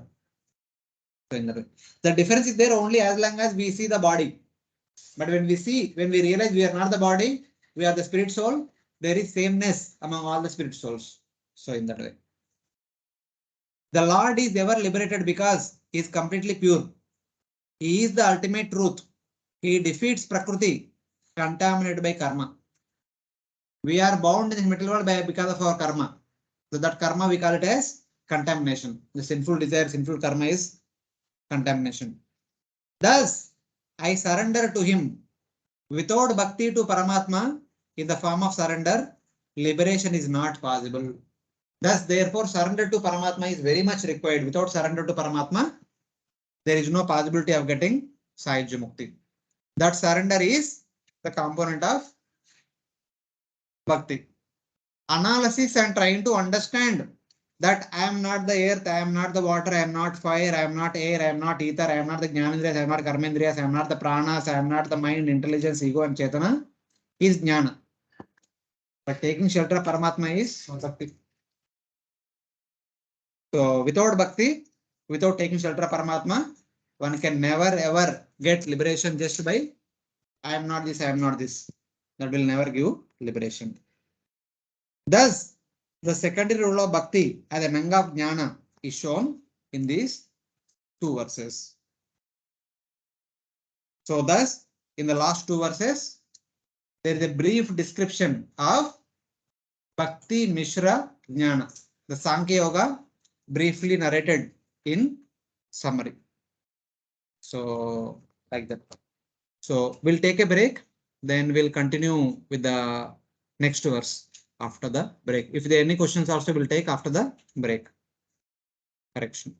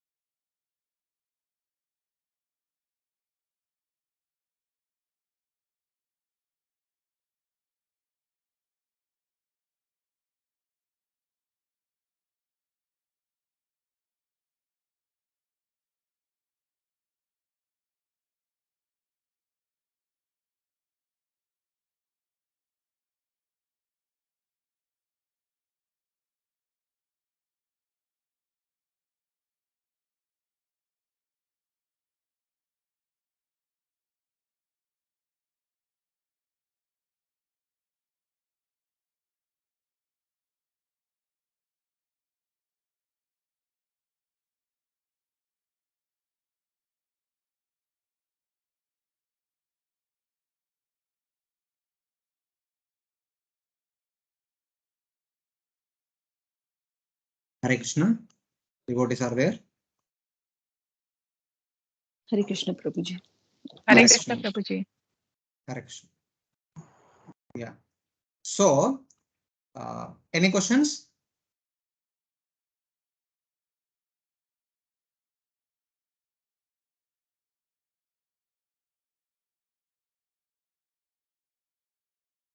So, starting from verse number 22 to 36, Sanat Kumara spoke about Jnana Mishra Bhakti, which culminates in Chantarati.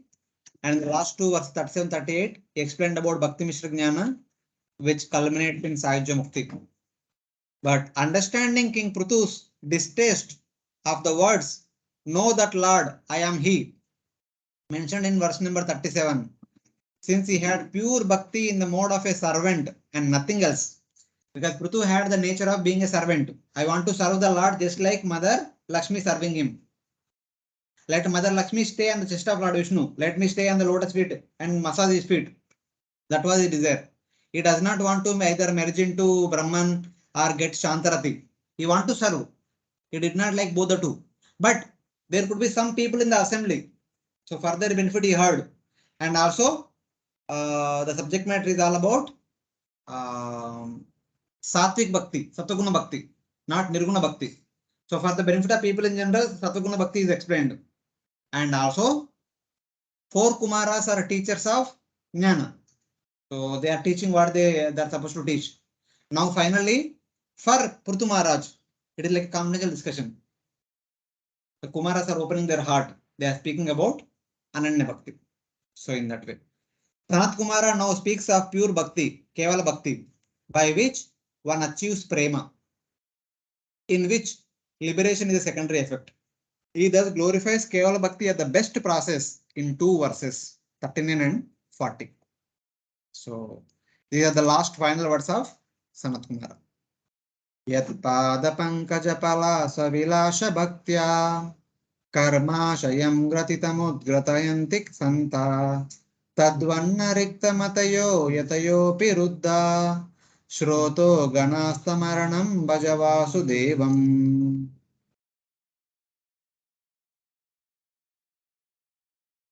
The devotees who are always engaged in the service of the toes of the lotus feet of the Lord can very easily overcome hard knotted desires for fruitive activities.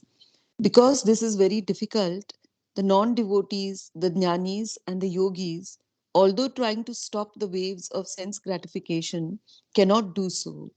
Therefore, you are advised to engage in the devotional service of Krishna, the son of Vasudev. So this and next verse are something similar to 12th chapter Bhagavad Gita verses. Klesho adhikaratesham avyaktasakta chetsam avyaktahi gatir dukkam dehavadbir avapyasi. So like that, for those who are practicing the traditional yoga systems like Karma Yoga, Jnana Yoga, Ashtanga Yoga, for them they have to go through a lot of hardships in order to control their senses, mind, and intelligence and attain perfection. But for devotees, they just have to surrender and Supreme Lord, engage in the Lord's service. Lord will take the responsibility of delivering them. What is that next verse? What was the next verse?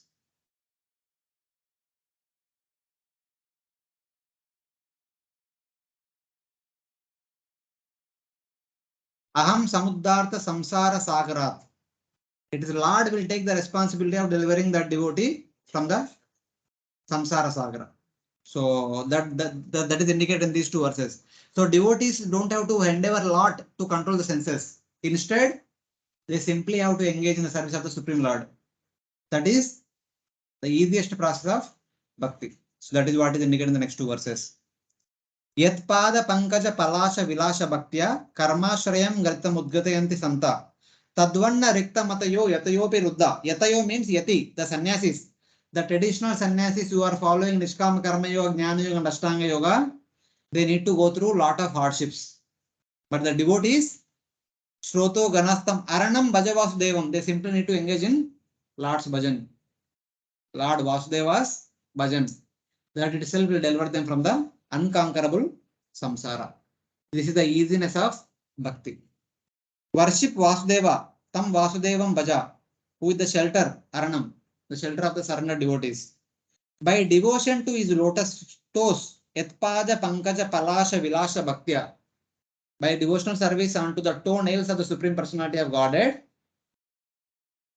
possessing ever increasing beauty, the devotees untie the knot of false ego filled with impressions of karma, karmashayam gratitam, which the foolish sannyasis who try to stop the senses flowing like river cannot untie. The devotees, just by serving the Supreme Lord's toenails, can untie the karmashayam, can untie the knot of false ego. That false ego is, I am this, I am that, I want this, I want that, all these things will be taken away. Ultimately, devotee, when a person becomes devotee, they say that I am simply servant of the servant of the servant of the servant. Then there is no ego factor in that. If one really thinks like that, servant of the servant. So it becomes very easy. Otherwise, the traditional jnanis and yogis, they need to endeavor a lot to stop the flow of rivers. The sense attraction to the sense objects is like the river flow. It is very difficult to stop the river flow, and thus they will not be able to untie the knot of false ego in that way. So that is indicated in the first verse. Palasha refers to the Lord's toenails, which are like the lotus petals. Vilasa means distinctive sport or movements with distinction. Vilasena lasa. In other words, beauty increasing at every moment. Vilasa means the playful, attractive glance of the Supreme Lord. His beauty is increasing every moment. Thus the phrase means, by bhakti to the Lord's lotus feet, by bhakti to the Lord's lotus toes, whose beauty increasing at every moment. The beauty of the toenails of the Lord is increasing every moment. And to that Lord, one should practice bhakti. Bhakti has two forms, sadhana bhakti and siddha bhakti. Sadhana bhakti is the bhakti during practice. Sadhya bhakti is bhakti at perfection. That is prema bhakti. The sadhya form is mentioned here because the final destruction of the knot of the ignorance actually takes place in the bhava bhakti. The complete destruction of the knot will take place only in bhava bhakti, not by sadhana bhakti alone. Though sadhana bhakti leads to bhava bhakti. One need to practice sadhana bhakti so that we come to bhava bhakti, but only in bhava bhakti the knot to the ahankara will be completely destroyed. Till then it will not be destroyed. Karmashayam means ahankara filled with impressions of karma. This is tightly knotted. Gratitam means tightly knotted because of avidya. That is called Uday Ganti. Karmashayam means ahankara filled with impressions of karma. That ahankara filled with so many material desires. Or by bhakti unto the Lord's toes, endowed with various astonishing skills such as massaging, putting perfumes on his body, bathing him, and dressing his hair, one should engage in devotional service. These are different ways of engaging in devotional services. Bathing the Lord, putting the clothing and putting the ornament, putting perfumes, and all these things, like Raganuga Bhaktas does. Or it can mean by remembering of the beauty of the Lord's toes, just meditating on the beauty of the Lord's toenails. All these different things. Please worship Lord Vasudeva because he is the shelter of all surrendered souls. The Vaishnavas untie the knot of ahankara filled with impressions of karma, tied tightly by the jiva's previous actions, by now performing actions unto the Supreme Lord, which have the opposite effect of untying the knot. For many lifetimes we performed karmas by which we tied the knot very tightly. But at least in this life, let us perform bhakti unto Supreme Lord. That will untie the knot. What is that? By the process of bhakti, processing from sadhana to sadhya, moving from sadhana bhakti to bhava bhakti and prema bhakti, which is offered to his lotus petal toes, whose beauty increases at every moment. When bhakti is performed after offering to Supreme Lord, that bhakti gradually rises to bhava and prema. That is where the knot of ahankara filled with impressions of karma will be completely untied. Thus, one is not bound. One becomes freed from, one becomes independent to fly away from this material bondage. So that is indicated. But on the other hand, ascetics cannot do this. Ascetics cannot untie the knot very easily. It is very difficult for them. Why? Their minds are without objects of thought. They are without intelligence. Their minds does not think about Lord's lotus feet. They are without such kind of thoughts. They are without such kind of intelligence. Like persons without wealth, they are without intelligence. Contemptible person. Just like people without wealth cannot think of the activities which the wealthy people perform. When you don't have wealth, you can't think of the lifestyle of a wealthy person. So like that. When one does not have bhakti, one does not think of bhakti activities. Only a person who has bhakti can think of bhakti activities. Without bhakti, no one can think of performing bhakti activities. So like that.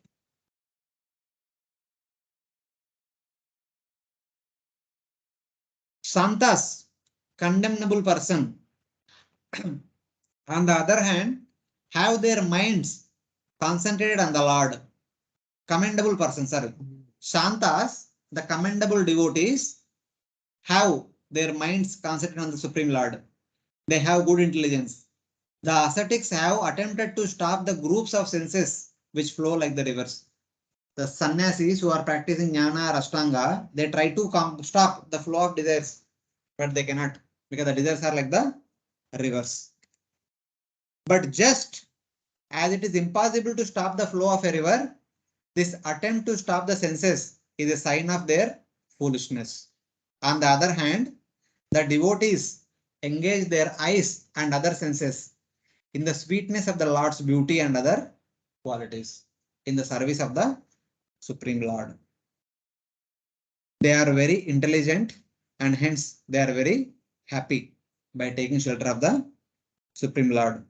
Therefore, my dear King Prithu, worship the son of Vasudeva, Lord Krishna. Tam Vasudevam Bhaje. Here, you said that ascetic do not have intelligence they are without intelligence. Means the devotional intelligence they don't have. They don't have the devotional intelligence. They don't have the intelligence that just by surrendering to the Lord's lotus feet, we can cross over the material existence very easily. They think that no, we need to work hard, we need to do. That's why Arana means without battle. If you do not surrender unto the Lord, then you will have to battle with the senses and you will be defeated, because the senses are like the unstoppable rivers. But on the other hand, if you take shelter of the Supreme Lord, don't have to battle the senses. The Lord will take care of. So in that way. So here the Lord is comparing the easiness of bhakti vis-a-vis the hardships of ascetics, the practitioners of jnana and yoga. And he further continues the same thing in the next verse and concludes.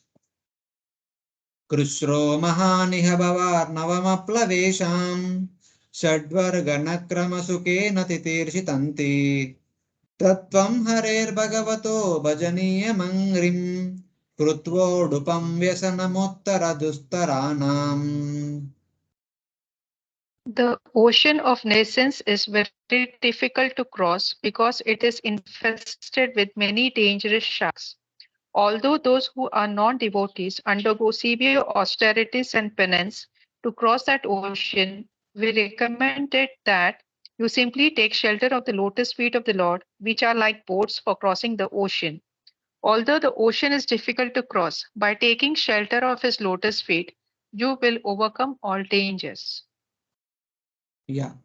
Now, though the ocean is dangerous, but by taking shelter of Lord's lotus feet, you will have no trouble.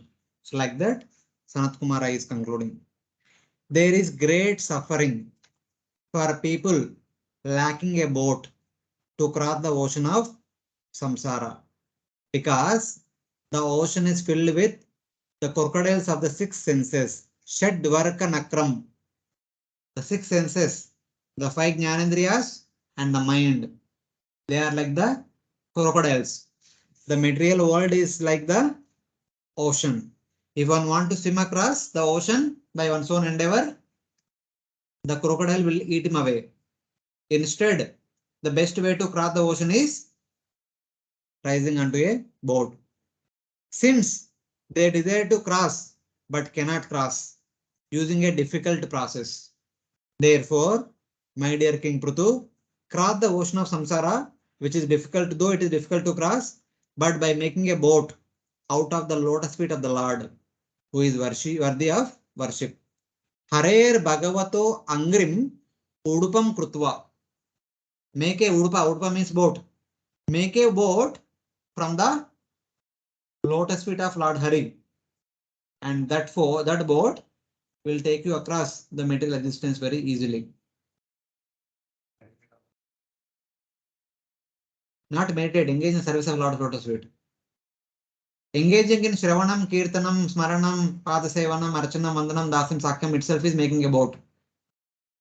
Situate yourself in the boat means situate yourself in the association of devotees in Krishna conscious activities, not in Jnana, Yoga or Karma. Kevala Bhakti means only Bhakti, nothing else. All other processes are like swimming across the ocean. Bhakti is like sitting on the boat. So which one you want? Up to you.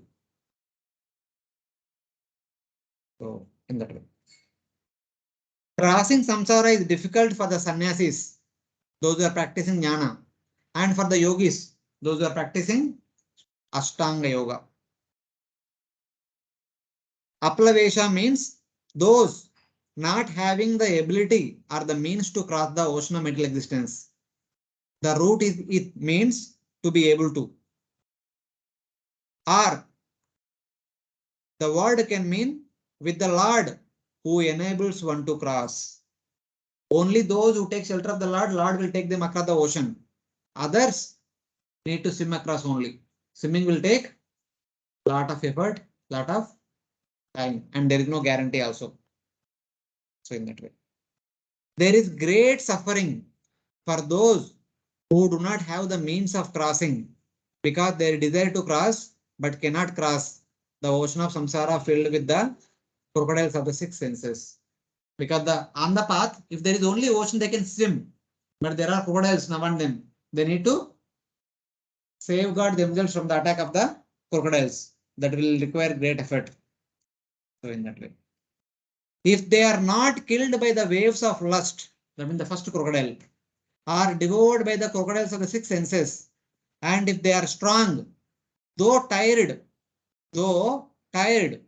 and do not give up, after a long time, somehow or other, by using the arms of Jnana and Vairagya, among them, one may with difficulty cross the ocean of material existence. One who can endeavor, who can swim, who can sustain the waves of lust, who can devour the crocodiles of six senses, and who is strong enough, in spite of being tired, continues to swim across, does not give it up. After a long time, somehow or other, by taking shelter of Jnana and Ashtanga Yoga, one in many will come across the ocean, come to the other shore. Not all. That is a difficult process. So like that is describing. Therefore, you should cross the ocean of samsara, which is difficult to cross, by making a boat out of the Lord's lotus feet. Make a boat from the Lord's lotus feet and sit there, and then it will take you across. Taking shelter of the boat of the Lord's lotus feet to cross samsara easily, which become the size of calf's footprint, is expressed in the following verses. So when we take shelter of the Lord's lotus feet, that lotus feet which become, the ocean becomes small, like the water in the puddle of a calf's footprint. That is also mentioned in the Bhagavatam. 10th canto 14th chapter, it was mentioned. Samashritaye padapallava plavam mahat padam punyamesho murare bhavambudirvasta padam param padam padam yadvi padam natesham. Though in this material world there is danger at every step, but for a person who had taken shelter of Lord's lotus feet in all respects completely, Sarvatmanaya Sharanam Sharanyam, for that person, the entire material ocean becomes like the water in the cow's footprint. It will not be a difficulty to cross the cow's footprint. It is very easily one can jump across. Then the same thing is further mentioned by the Devatas while they are offering praise to Mother Devaki in the prison cell. Tvayambujaksha kila sattvadamni samadhinaveshita chesa saike tvatpadapotena mahatkritena kurvanti govasta padam bhavabdim. O lotus-eyed Lord, by concentrating one's meditation on your lotus feet, which are the reservoir of all existence, and by accepting those lotus feet as the boat by which to cross the ocean of nescience, one follows in the footsteps of great saints. By this simple process, one can cross the ocean of nescience as easily as one steps over the hoofprint of a calf. Just walking across. It becomes that simple for the devotees who have taken complete shelter of your lotus feet. That is the glory of Bhakti. Then finally, what is the difficulty is there in this? What difficulty is there in taking shelter of Lord's lotus feet? If the entire material ocean becoming like a cow footprint, then why don't you take up? There should be no fear in getting onto that boat. Get onto it. Don't worry about all other things. Forget about sarvadharman paritejya mamekam sharanam raja. Aham tam sarapapebhyo mokshayishyami ma sushaha. Do not worry, do not lament, I will take care of you. Just surrender unto me. So that is Kevala Bhakti. No other dharmas, no other sadhanas, only Bhakti. Bhaje Vasudeva. So this is how in these two verses our Sanat Kumara summarized the easiness of Bhakti in comparison to other processes. So what is the difficulty? Therefore take the shelter of Lord's lotus feet, which make the entire ocean of material existence as a calf footprint, small puddle. So in that way. Any questions?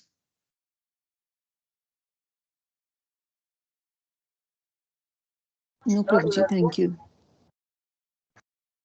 Sorry? No question. Thank you very much. Oh, okay. Others? So thus, No, Prabhuji. okay. Thus, the teachings of Kumaras, principally on Jnana Mishra Bhakti and also Bhakti Mishra Jnana, finally concluding with Kevala Bhakti. They have stopped. Then how did Prithu Maharaja responded? Expressed his gratitude. That is in the next section. Maitreya Uvacha Sa evam Brahmaputrena Kumarenatma Medasa Darshitatma Gati Samyak Prasayyo Vacha Tamrupa.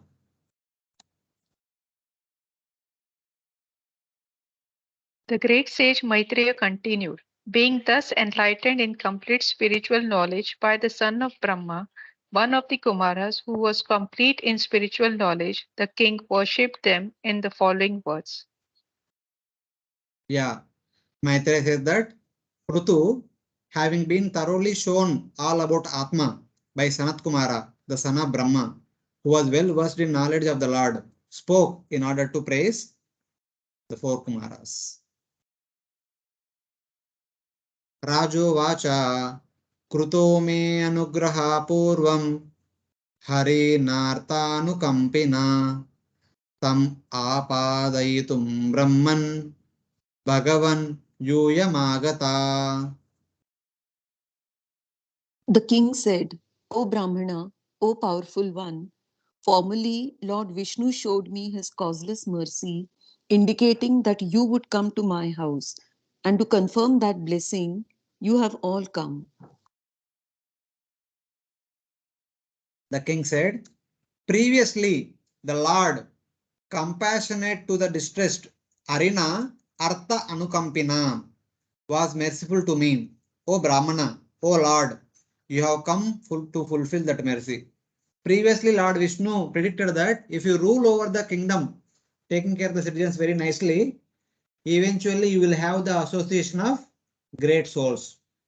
Now the great souls have come and gave their association. The Lord predicted and you have fulfilled the prediction of the Supreme Lord. Thank you very much. Like that. King Prithu addresses Sant Kumara since he is the head of the four Kumaras. He addresses them all as Yum, you in plural. So in that way. So this is how he is acknowledging the causeless mercy that Lord had upon him by the association of four Kumaras. In the previous section, Dhruva Maharaj had the association of Swayambhu Manu. Here, King Prithu had the association of four Kumaras. Later in the next section, the 10 Prachesas will have the association of Narada Manu. That is the theme of entire fourth canto.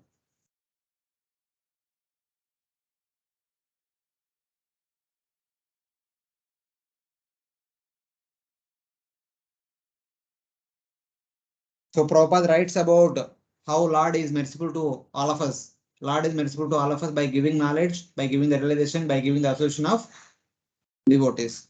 All these things Lord does out of causeless mercy upon us. Even many times he himself appears in order to give us his association. So that is Lord's mercy. That way. Nishpaditascha karsnena bhagavadbir grunalubhi sadhuchistam hime sarvam atmana sahakim dade. My dear Brahmana, you have carried out the order thoroughly because you are also as compassionate as the Lord. It is my duty, therefore, to offer you something, but all I possess are but remnants of the food taken by great stately persons. What shall I give? Since the four Kumaras came to him, they enlightened him. He wanted to give something in reciprocation. But before giving, he is telling what I can give you, what is worthy of giving you. So that analysis is doing. Everything has here comes from the merciful devotees. How can I give anything I possess, since it is all remnants of sadhus, including my body? Prithu says that my body has been produced by churning the dead body of my father, by the great sages such as Bhrigu and Atri, etc. That was given to me. It is only they made me the king. They only gave me the kingdom. And everything that is available in the kingdom also given to me by them. And more than that, recently while I was performing 100 Ashwamedha sacrifices, at the end, I have given everything back to the Brahmanas who performed the sacrifice. And they said, what we can do with all these things? You only keep it you and you only maintain on our behalf. So currently, whatever I have, including my body, belongs to the great sages. I don't have anything to offer you on my own, of my own. Because everything belongs to them, everything is their Uchishta. It is their remnants. So I cannot give the remnants. It is their remnants and I am using it. It has become now my remnants. I cannot give my remnants onto you. So like that is saying. I do not see anything to give you as Guru Dakshina. This kingdom was given to me by the devotees such as you and Bhrigu out of mercy. How can I give it back? Like that, he says. Thus, he calls it as Sadhu Uchishtam, remnants from the devotees. It is inappropriate to give back to the father the same beetle which my father chewed and gave me. When the children are getting small teeth, the father chews it and puts in the mouth of the child. And the child chews it then he should not put it back into the mouth of father, saying that father, you also chew. That is not at all a proper etiquette. So like that. Then he further continues. Pranadara suta brahman grahascha sa parichadad rajyam balam mahi kosha iti sarvam niveditam.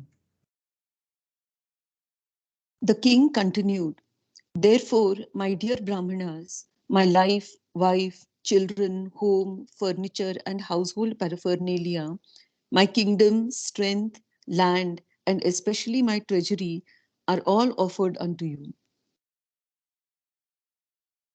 O Brahmana, I offered everything. Life heirs, wives, son, house, furniture, kingdom, strength, the earth, and the treasury. Whatever I have. Even somebody may question that why are you thinking so much? You offer whatever you have, na? Do Atma Nivedanam. Just like Bali Maharaj gave everything he has. Do it. Okay, I will offer everything. But is that a proper etiquette? I am ready to offer. I don't want to keep anything for me. I am not still telling that I cannot offer all these things because I want to have for them, for myself. Not like that. So I've already offered everything to you. Nothing is mine. I never felt anything belongs to me. I always consider that everything is sadhu chista only. Everything actually belongs to the sadhus, and I'm simply taking care of them on their behalf. How did the devotees remain independent in the kingdom? Somebody may question. How can you say independent? Kings cannot be independent. Kings have that mamatva always. A mera rajya, a mera kingdom. So how can you say that it is not yours, it belongs to somebody else? After the earth sacrifice, I gave everything, such as life heirs to the Brahmanas who performed the yajna. They again gave me their remnants. I've already offered everything to them. I have nothing myself. They gave me back. So now I see everything as their belonging. I don't see it belongs to me. Generally, a king never feel like that, but Prithu is feeling like that. That is his greatness. Then father says, Sainapatyam cha rajyam cha danda netrutvam cha sarvalokaadipatyam cha veda shastra vidarhati. Since only a person who is completely educated according to the principles of Vedic knowledge deserves to be commander-in-chief, ruler of the state, the first to chastise and the proprietor of the whole planet, Prithu Maharaj offered everything to the Kumaras. Further says that the knower of Vedic scriptures, the Veda Shastravid, he who understands the essence of the Vedas, should accept to be head of the army, leader of the country, the punisher, and ruler of all planets. The understanding is that a ordinary person should not be considered as the leader of the kingdom or the country or the one who can award punishment. Only a person who knows the Vedic scriptures completely. Indicating that though I am called as the king of the entire kingdom, only in name, I am not the king. The king, actual king of the kingdom is the Brahmanas, who are the knowers of the Vedic knowledge. It is they have the qualification to become the head of the army, to become the leader of the country, to be the punisher, Danda Netrutvam, and to be the ruler of all planets, Sarvaloka Adipatyamcha. Only they are qualified to be like this. I am not. So since I am not qualified to be the king, I don't have anything. What can I offer? I am not the master of anything. I cannot offer anything. So like that is saying. What result will the Brahmana get by accepting armies and kingdom? Let me get the results by giving these things. Because somebody may question, these are all belongs to Brahmanas only. Only Brahmanas can be the king. Brahmanas say, what is the use of all these things for a Brahmana? Brahmana want to be free from all the material entanglement. But he says that no. But by giving everything to the Brahmanas, I will get the benefit. By keeping everything for me, I will be bound. By giving everything to the Brahmanas who are not interested in anything, I will get the benefit. What is the benefit? Because the Brahmana is the worthy recipient of charity, he should accept out of mercy. Only a Brahmana is worthy of receiving charity. So I give everything to the Brahmanas. I already gave everything to the Brahmanas. I don't have anything with me to give now. Then after saying all these things, but I should give something unto you because you came all the way here. He says that Swam eva brahmano bhunkte swam vaste swam dadati cha tasaivanugrahenannam bhunjate kshatriyadaya. The Kshatriyas, Vaishyas, and Shudras eat their food by virtue of the Brahmanas' mercy. It is the Brahmanas who enjoy their own property, clothe themselves with their own property, and give charity with their own property. Here he says that everything that exists in this world actually belongs to the Brahmanas. But Brahmanas by nature do not keep anything with them. They give away in charity. That's how they give away the kingdom to the Kshatriyas, the land to the Vaishyas, and different types of duties to the Shudras. But originally all these things belongs to Brahmanas only. We are simply enjoying or wearing or using things given by the Brahmanas. There is nothing in this world we say that this is mine. Everything belongs to the Brahmanas who know the Supreme Lord.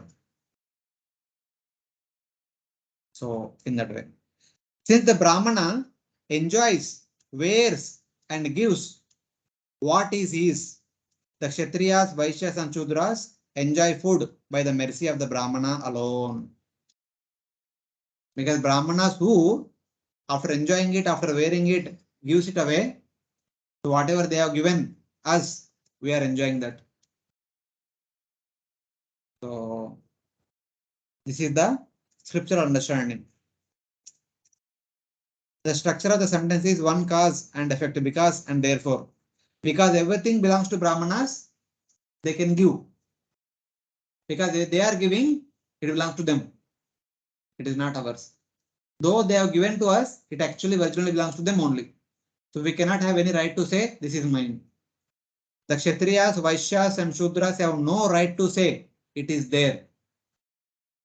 But the Brahmanas have all right to say it is there, but they never say it is there. Because Brahmanas are not interested in anything material. So that is the understanding. So after stating all these things, finally he says, my dear sir, I'll tell you one thing. Kindly be happy with that small thing. This being so, it is not possible to repay the Guru even by offering everything. Because nothing belongs to us. What we can offer to Guru? Even though we may think that everything belongs to me and offering everything unto Guru also, it is not a proper repay. No one can repay the Guru who knows the essence of the Vedas, who knows the Supreme Lord.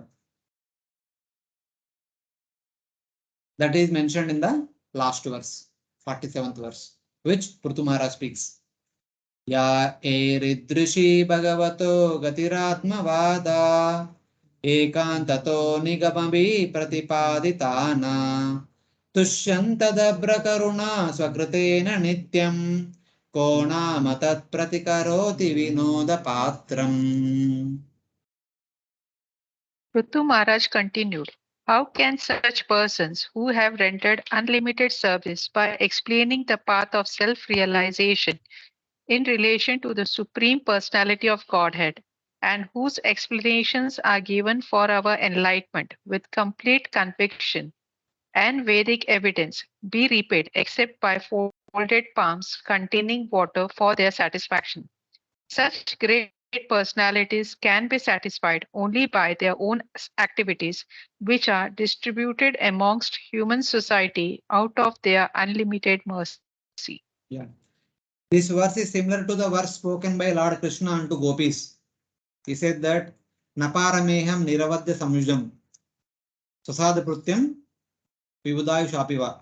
Even though if I have the lifespan of Brahma, I cannot repay for you what we have done. May you be satisfied with your devotional service. Same way Prutu is telling to the four Kumaras. May you be satisfied with your compassionate nature of delivering one and all. There is nothing that we can offer you. So in that way. The truth concerning the Supreme Lord has been completely presented to us by the knowers of the Vedas with deliberation and the Atma. These saints of unlimited mercy should always be satisfied with their acts of uplifting the fallen. They should be satisfied with the act of uplifting the fallen conditioned souls. Who can repay them for their service? One can only offer water with folded hands. Vina Uda Patram. If we say that I can repay to my spiritual master, they are simply a joker. What at most we can do is offer a little water by one's palm, by folded hands. That means submit one surrender unto the lotus feet of Supreme Lord. That much only one can do, not more than that. Atma Vade means considering the Atma. Nigamavi means the knowers of the Vedas. Nigama means Vedas. Nigama Kalpataror Galitam Phalam, like that. May they be satisfied by their acts of uplifting the suffering conditioned souls. Who can repay them? No one can, except by offering water with folded hands. Vina Udapatram. Except by offering like some water unto the lotus feet of Guru, no one can repay their debt. That is the glorious service a Guru does. So in that way. Therefore, I fold my hands. The phrase may also be taken as Vinoda Patram, the object of joking. A person who tries to repay you is simply the laughing stock of the people. If somebody says that no, I can repay. I have received something, I can repay my Guru. That person simply becomes a laughing stock in the society. What at most can do is expressing our gratitude either by folding our hands or by collecting some water in the cupped hands and offering at the lotus feet of Guru, saying that, my dear sir, I cannot do anything more than surrendering unto you. So like that. Huh? See, one can do many things, but one cannot say that by doing all these things I can repay what Guru has given me. I may do hundreds of Herculean tasks, but they are all insignificant in front of what my Guru gave me. This is a gratitude principle. One may do much more than Guru, but still the disciple will never feel that I have repaid my Guru. Disciple always remains grateful to the Guru, what the Guru has done to disciple. That is the real, that's the proper way of creating the Guru, or having that independent nature toward the Guru.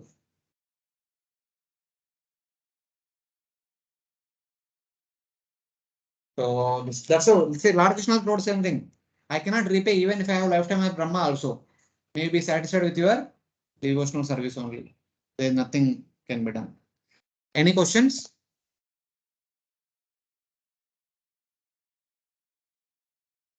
No, Prabhuji. Thank you. Okay.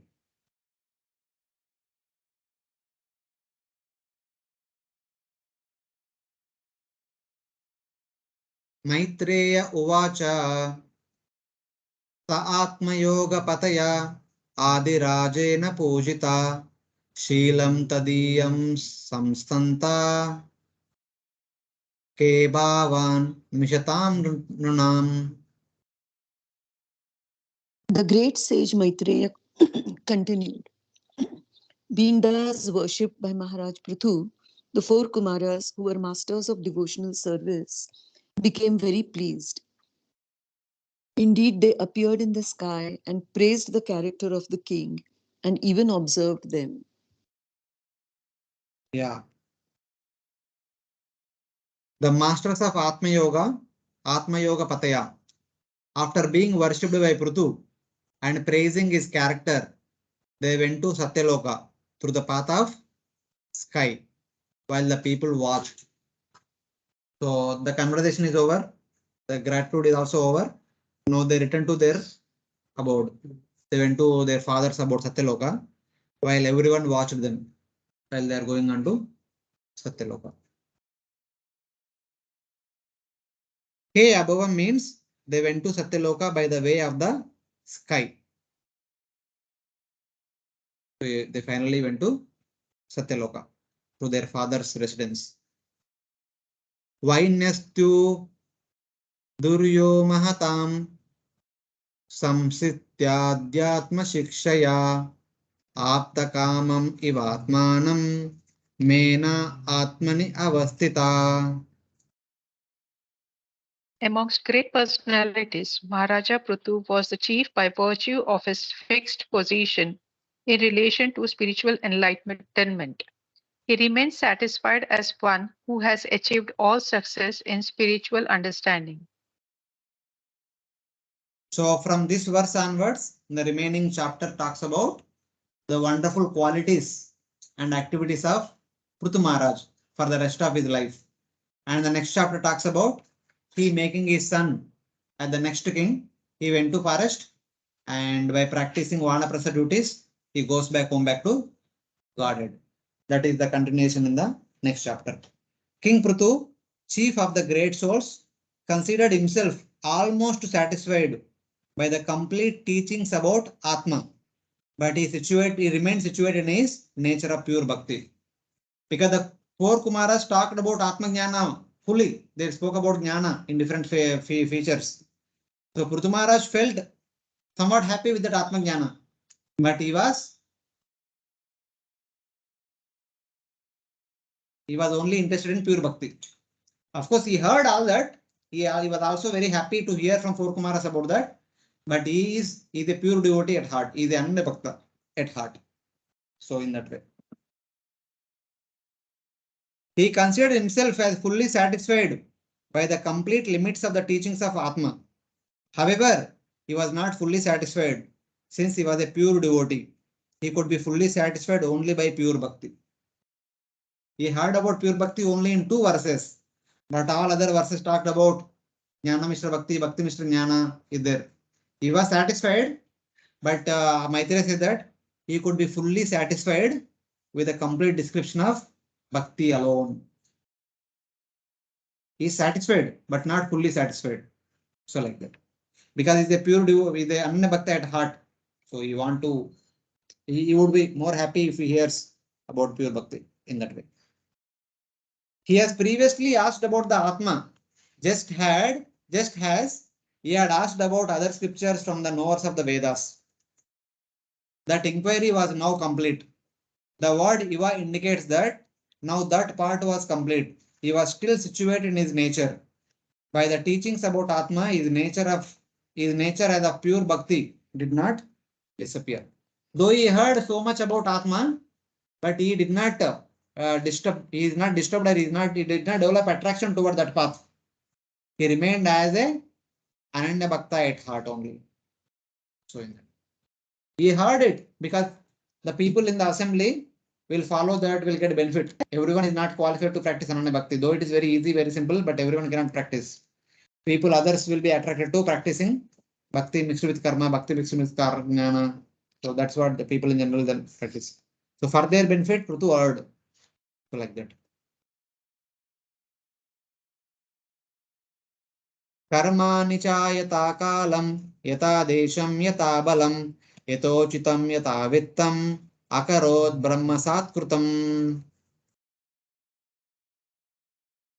Being self-satisfied, Maharaj Prithu executed his duties as perfectly as possible according to the time and his situation, strength, and financial position. His only aim in all his activities was to satisfy the absolute truth. In this way, he duly acted. Within his inner chambers, he was practicing Ananya Bhakti. But when he comes out of the inner chamber as a king, he was doing his kingly duties as per the time, place, circumstances for the rest of his life. That is mentioned here.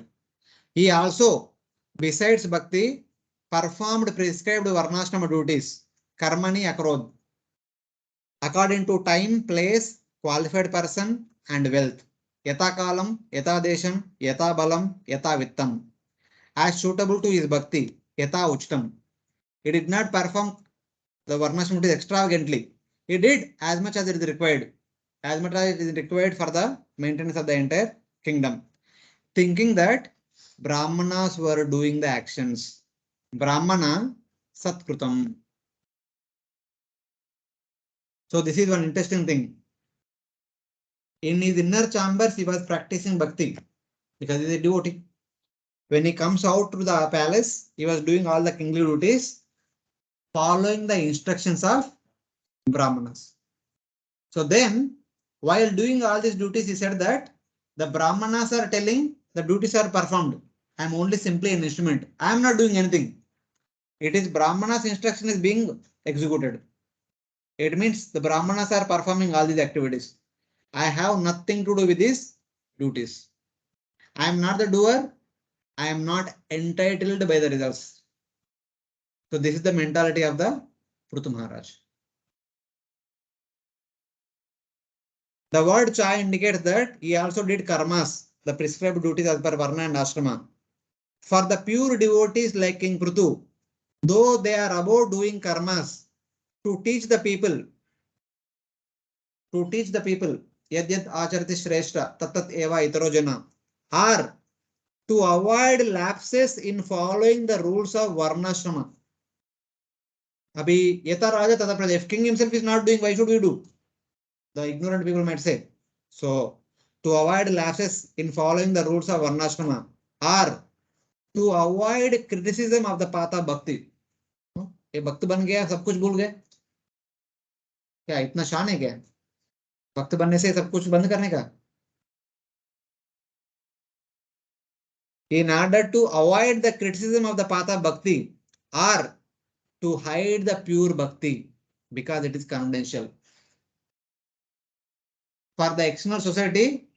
हाँ ये भी हम हमारे साथ है हमारा जैसे हम जो कर रहे हैं वो भी वही कर रहे हैं but at the core of the heart is a pure devotee that is not revealed to everyone. In order to hide bhakti, in order to hide one's own pure bhakti because it is confidential, the householders without being attached, following previous conduct, either personally or by agents, can do a few karmas without being contaminated. The householder, after becoming a devotee, should not stop their varnashrama duties, their routine duties.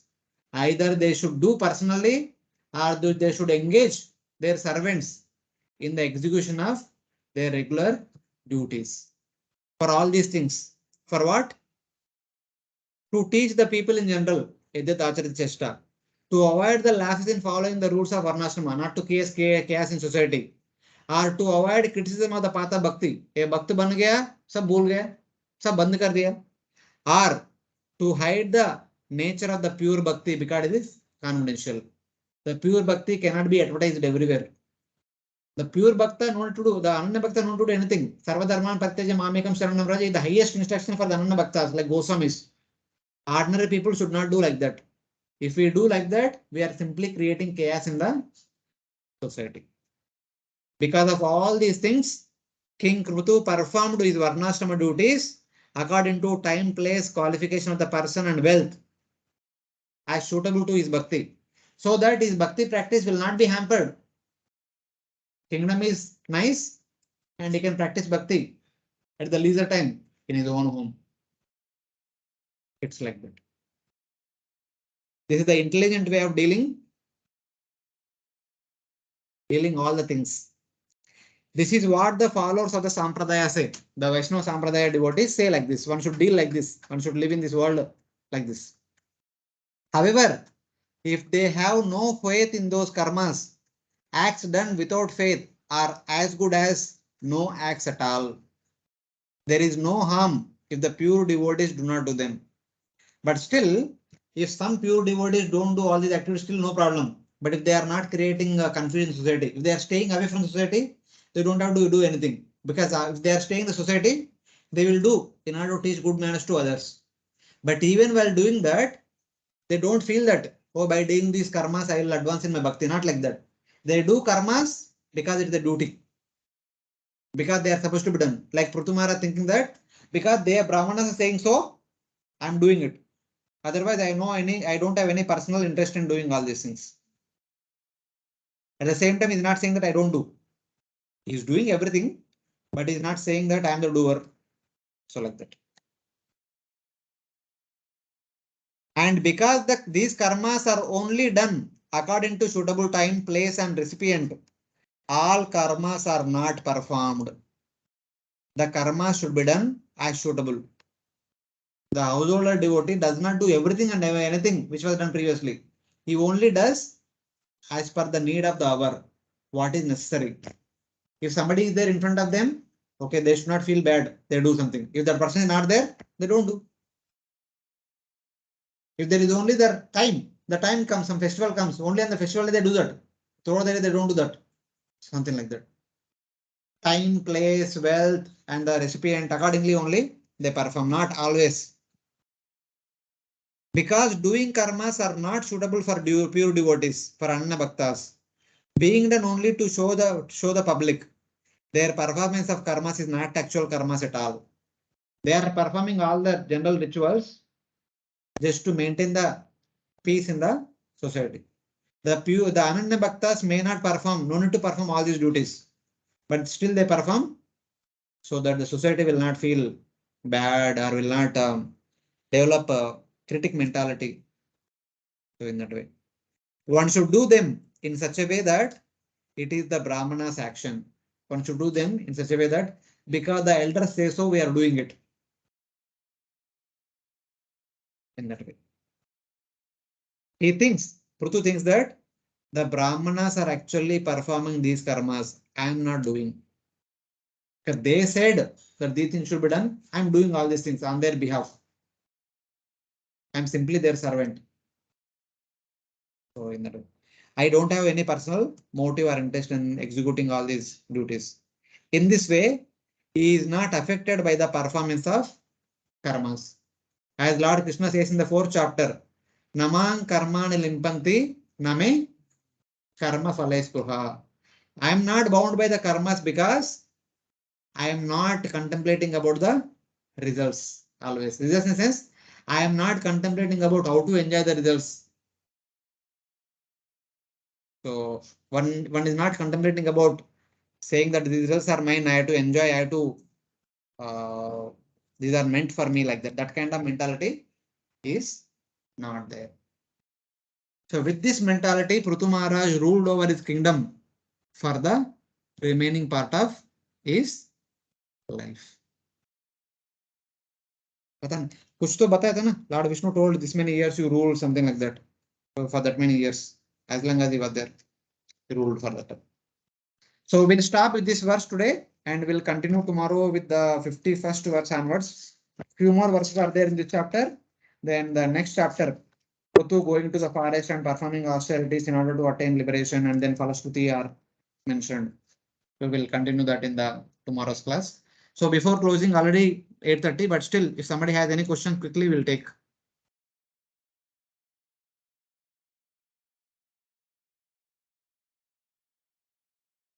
You could follow this verse. Tomorrow, tomorrow it's festival, Sharad Purnima. Please come to temple, have darshan, and then we'll have class. Darshan begins at 8. Darshan will be from 8 a.m. onwards. Yeah, but Sharad Purnima darshan, since it is Sunday, darshan is there from 8 a.m. onwards. By the way, there is no lunch prasadam served for congregation devotees. Breakfast might be there, but lunch is not there. 1000 plus to right. So we have class. Sunday. Since it is Sunday, darshan is there from the morning onwards. Normally we used to have in the evening time. If it is working day, they keep in the evening. So Sunday, who will come in the evening? No one will come. So in that way. I'll be there. Start. So anything, you have any other personal plans, all the devotees? We'll have some class little bit. Because maybe in the future, 1 or 2 weeks, we may not have any class only. 1 week I am not there. So something like that. If many devotees have some personal engagements, we can think of cancelling. Otherwise, we will continue.